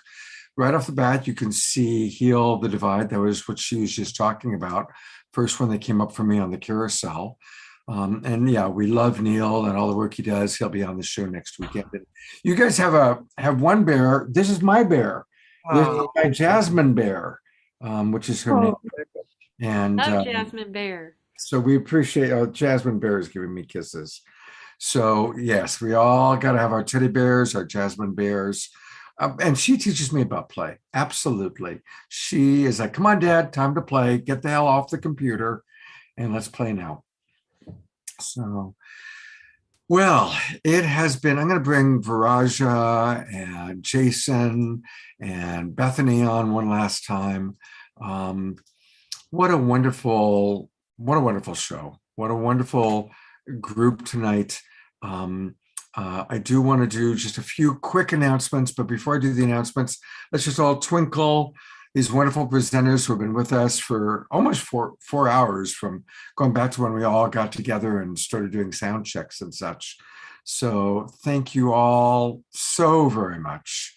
And Luis, I'll come back to you one last time in a moment after the Global Peace Tribe announcements, but thank you, Viraja, Michelle, Bethany, and Jason. You guys are all awesome, wonderful, wonderful coaches, teachers, presenters, and inspirations. Beyond the beyond. So grateful. I feel the soul Wow, family. this was really fun. connection. Thank you. All right, a few real quick announcements. Just it's going to happen. We are going to have a Global Peace Tribe retreat. It looks like it'll be in West Los Angeles. On, again, Tuesday, March 28th, there's going to be this big Los Angeles convergence that Ben Bowler and Pato and Antoinette and myself and many others are putting together, and that'll kick off a whole week of experiences in the West Los Angeles area. Tomorrow, I'm dedicating our Sacred Sunday show to talking about it and getting your feedback and your input about our next retreat. I know that Shri and Kira are going to come up from Ecuador, and they're going to do a whole day-long event that's going to be very powerful. They were sharing with me yesterday what it's going to be. It's amazing. We've got Omashar coming in from Colorado. We've got Pookie and Bob coming in from Hawaii. And since we'll be in LA, I'm certainly hoping we can get Larissa Stowe to come and be with us. So it's going to be a powerful weekend. And please, tomorrow, join us for the Sacred Sunday show. No guests planned. You are the guests. I want for people to share their offerings. I want to learn more about some of our regulars. So it'll be an opportunity for people to share what their services are, what they do. And of course, we'll be conversing about upcoming retreats. And also, what are some of the shows you guys want to hear? So it's going to be a community conversation, 10 o'clock Pacific time, 12 noon Kiki Midwest Central Time, and East Coast Time, 1 p.m. So please join us for that. And put those dates in your calendar. Last week of March, come be with us in West Los Angeles. I believe Christy Michaels is here. There she is. Christy, share with us. You got something very special happening. Oh, yes. Thank you, Scott. I so enjoyed the conversation that has been going on. And this is why I support and love the Global Peace Tribe, because these are the conversations we need to be having about how to be authentic, fully realized, wholehearted beings that love and heal each other and are all about the healing principles. And so for me, one of the healing principles is learning how to step into my divine self. And Viraja, you mentioned the priestess part. Well, when I became ordained as a priestess, my whole world broke open. And I mean, Scott, you probably have seen that too. It was like it just like brought out the greatest joy, the greatest peace. And I used to work with Scott at the Sunrise Center, and I would be the one in the back of the room, like really quiet. And you go, Scott, you you introduce. But suddenly, when I stepped into that power of the divine love that I am, and started sharing it, it was like, oh my God, it's the best. It's like being able to extend love to people. What and blessings to people. So we are the ones that we've been waiting for. So on Tuesday,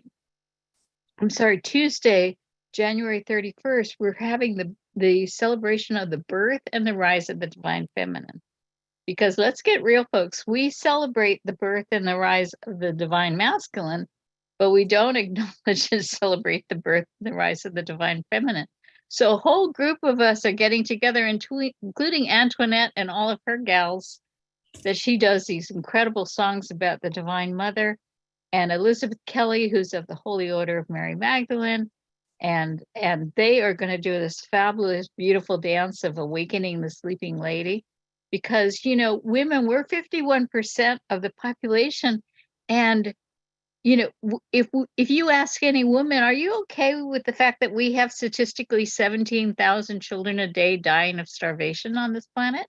No, but we're not unified. We're not coming together as a force to be reckoned with. And so the mother feeds the babies.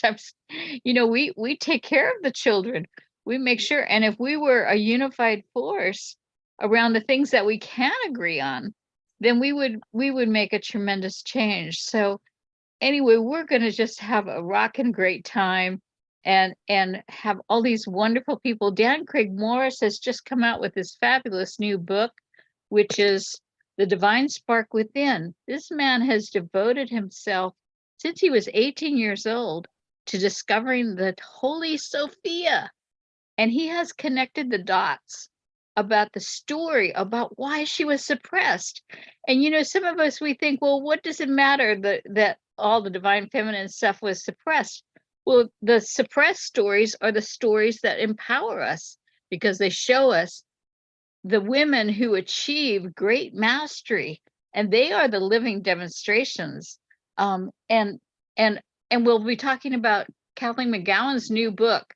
I don't know whether you can see, it's called The Boleyn Heresies. Just came out. Oh, sorry. I guess this is not going to. Oh, The Boleyn Heresies. There you go. Yeah. Do you know, in this book, she talks about the woman, Marguerite of Nazaré, I think is how she says her name. She is called the mother of the Renaissance. There was a group of 9 women that launched the Renaissance movement. And without it, we would not have had the Renaissance movement. Do you know that story? I mean, these are like amazing stories that if I was a little girl, and I have 2 little granddaughters, that I'm telling these stories to, but when I was a little girl, my mother didn't say, honey, let me tell you about the empowered women of old and what magic and wonderful things that they did, because there was no celebrating the birth and the rise of the divine feminine.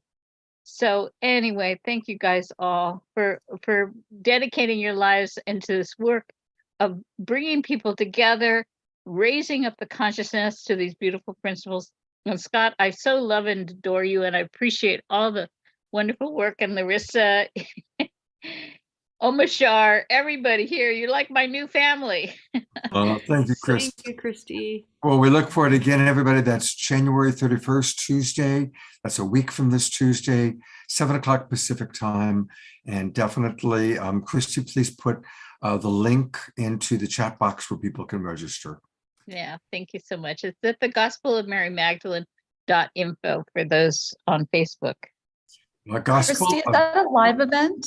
I'm sorry, is it a live It's event an or online event. However, this year we will be going live for the 13th annual Magdalene Moonrise service at Unity in Marin, which I'm very excited about. That usually we have hundreds of people come, and it's a very powerful, interactive acknowledgement of the role that Magdalene played as a high priestess in the Easter resurrection ceremonies. So thank you.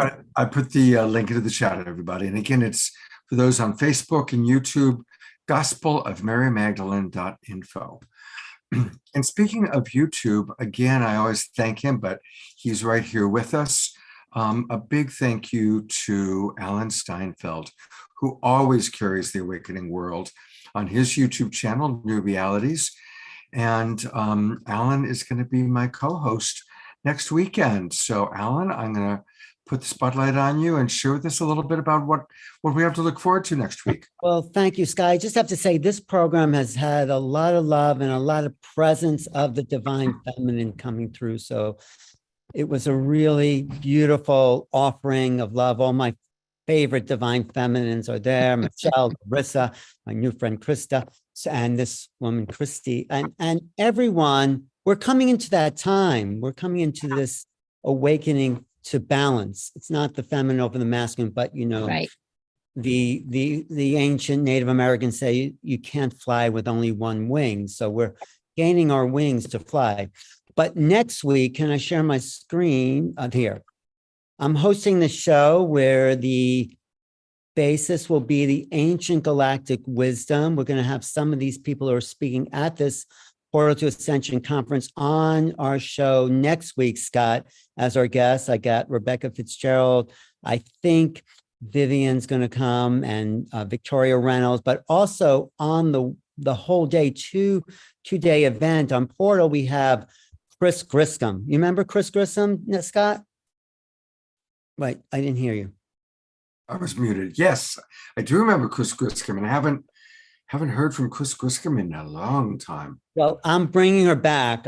She's been around for a while. She wrote Ecstasy is the New Frequency. She was the first to talk about galactic consciousness before anyone ever knew what that meant.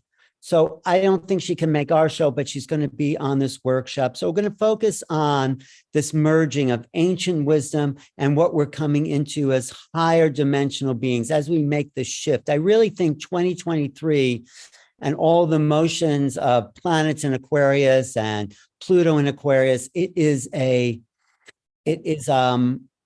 leap up to a different way, a different consciousness, a different way of understanding reality. So this is what will be presented on your show and also all next weekend. So I'm really happy about that. I'm also going to be at the Conscious Life Expo. I'll be at the Sedona Ascension Retreats. We're coming into really the time of ascension, as your old partner, Deborah Giusti, likes to talk about. And so we are really in exciting times. We are in a phase shift of going from the old way of thinking, and we've been at it, most of us, for so long, but now something is solidifying. And this show, which I've been carrying, like you said, for the last 2 years at least, is bringing that community together. So I'm always happy to be a part of it and meet all of our friends, our community. So I'm looking forward to next week when we really go into ancient galactic wisdom and the root knowledge of who we are as humans, which are extraterrestrial. I say we are the extraterrestrials. We are part of the cosmos. And these earth bodies, like I talked to Larissa about these animal bodies. Remember we talked about that, Larissa? Are just the avatars to convey the higher knowledge that is now coming online as we awaken to new realities. Anything about that, Larissa? Well, Alan, you know how much I love you. And that's an amazing, fun conversation to have. I always Right. love diving into those conversations with you. What I love about Larissa, she, like she said in the conversation, in the interview I did with her, we did together, she leans into it. That was such a beautiful piece. All the hardships and hard times you've been involved and connected with, you lean into it so you can gain the most from it. Mhm. That was an amazing teaching. So thank you. Thank you for, Thank you, Alan. Yeah. Always have fun with you. thanks. I'll see you soon. And Scott, thank you. See you next week, buddy. And Okay. pop in one more time the link. If you haven't, haven't voted for Alan's book yet tonight, please do so. And looking forward to, again, hopefully seeing many of you at the Conscious Life Expo. Alan and I will both be there. And we're going to be doing the Awakening World. So if you're at the Conscious Life Expo, I know Krista's going to be there. We're going to have people coming on into my room where I'll be doing the Awakening World. I'll be speaking with JJ and Desiree Hertak about the multidimensional being and a special free workshop there. So everyone's invited. If you're coming to the expo, join us for the free workshop. We're really going to go into it. And JJ, he's one of the brilliant. two Brilliant. been to the other side and back and can bring in that knowledge. So I'm excited. I'm happy to see you again. It's been, we're coming on our 35th anniversary, Scott. No, it'll be 30 years since Alan and I have met. So that's right. Brother, take care. I will work with you this week, and I'll see you, of course, on Saturday. Yeah. Next Saturday night, Alan, and the Galactic Experience. Well, Larissa, what can I say? What a beautiful show. And thank you so much for the inspiration for this. And I'm going to turn it over to you for any final thoughts. Honestly, I think everything has really been said so beautifully tonight from the We Space. Everyone contributed so much. And I just continue to look forward to hearing how we all work with these agreements, with ourselves and with others. I want to see it spread. Take it out there. It's like we are in this together. All of us are in this together. So it's up to us to spread this, to be this. We can't expect everybody to be like this, but we can work on ourselves. Beautiful. So I invite us all just to work these muscles, and then it will spread through us that way. Love you all. Thank you. Thank you, Scott. And I love that this, like 75% of our Zoom audience is still with us. And we're going to close. Usually we close with almost our song, but we're actually going to close with a final Bethany video. It's so sweet and such a perfect way to close the evening. And while we're listening to her play this very archetypal song on her violin, we can all do some final chats with each other as well. So here we go. I think you're all going to love this. And I'm just going to pull it up right now.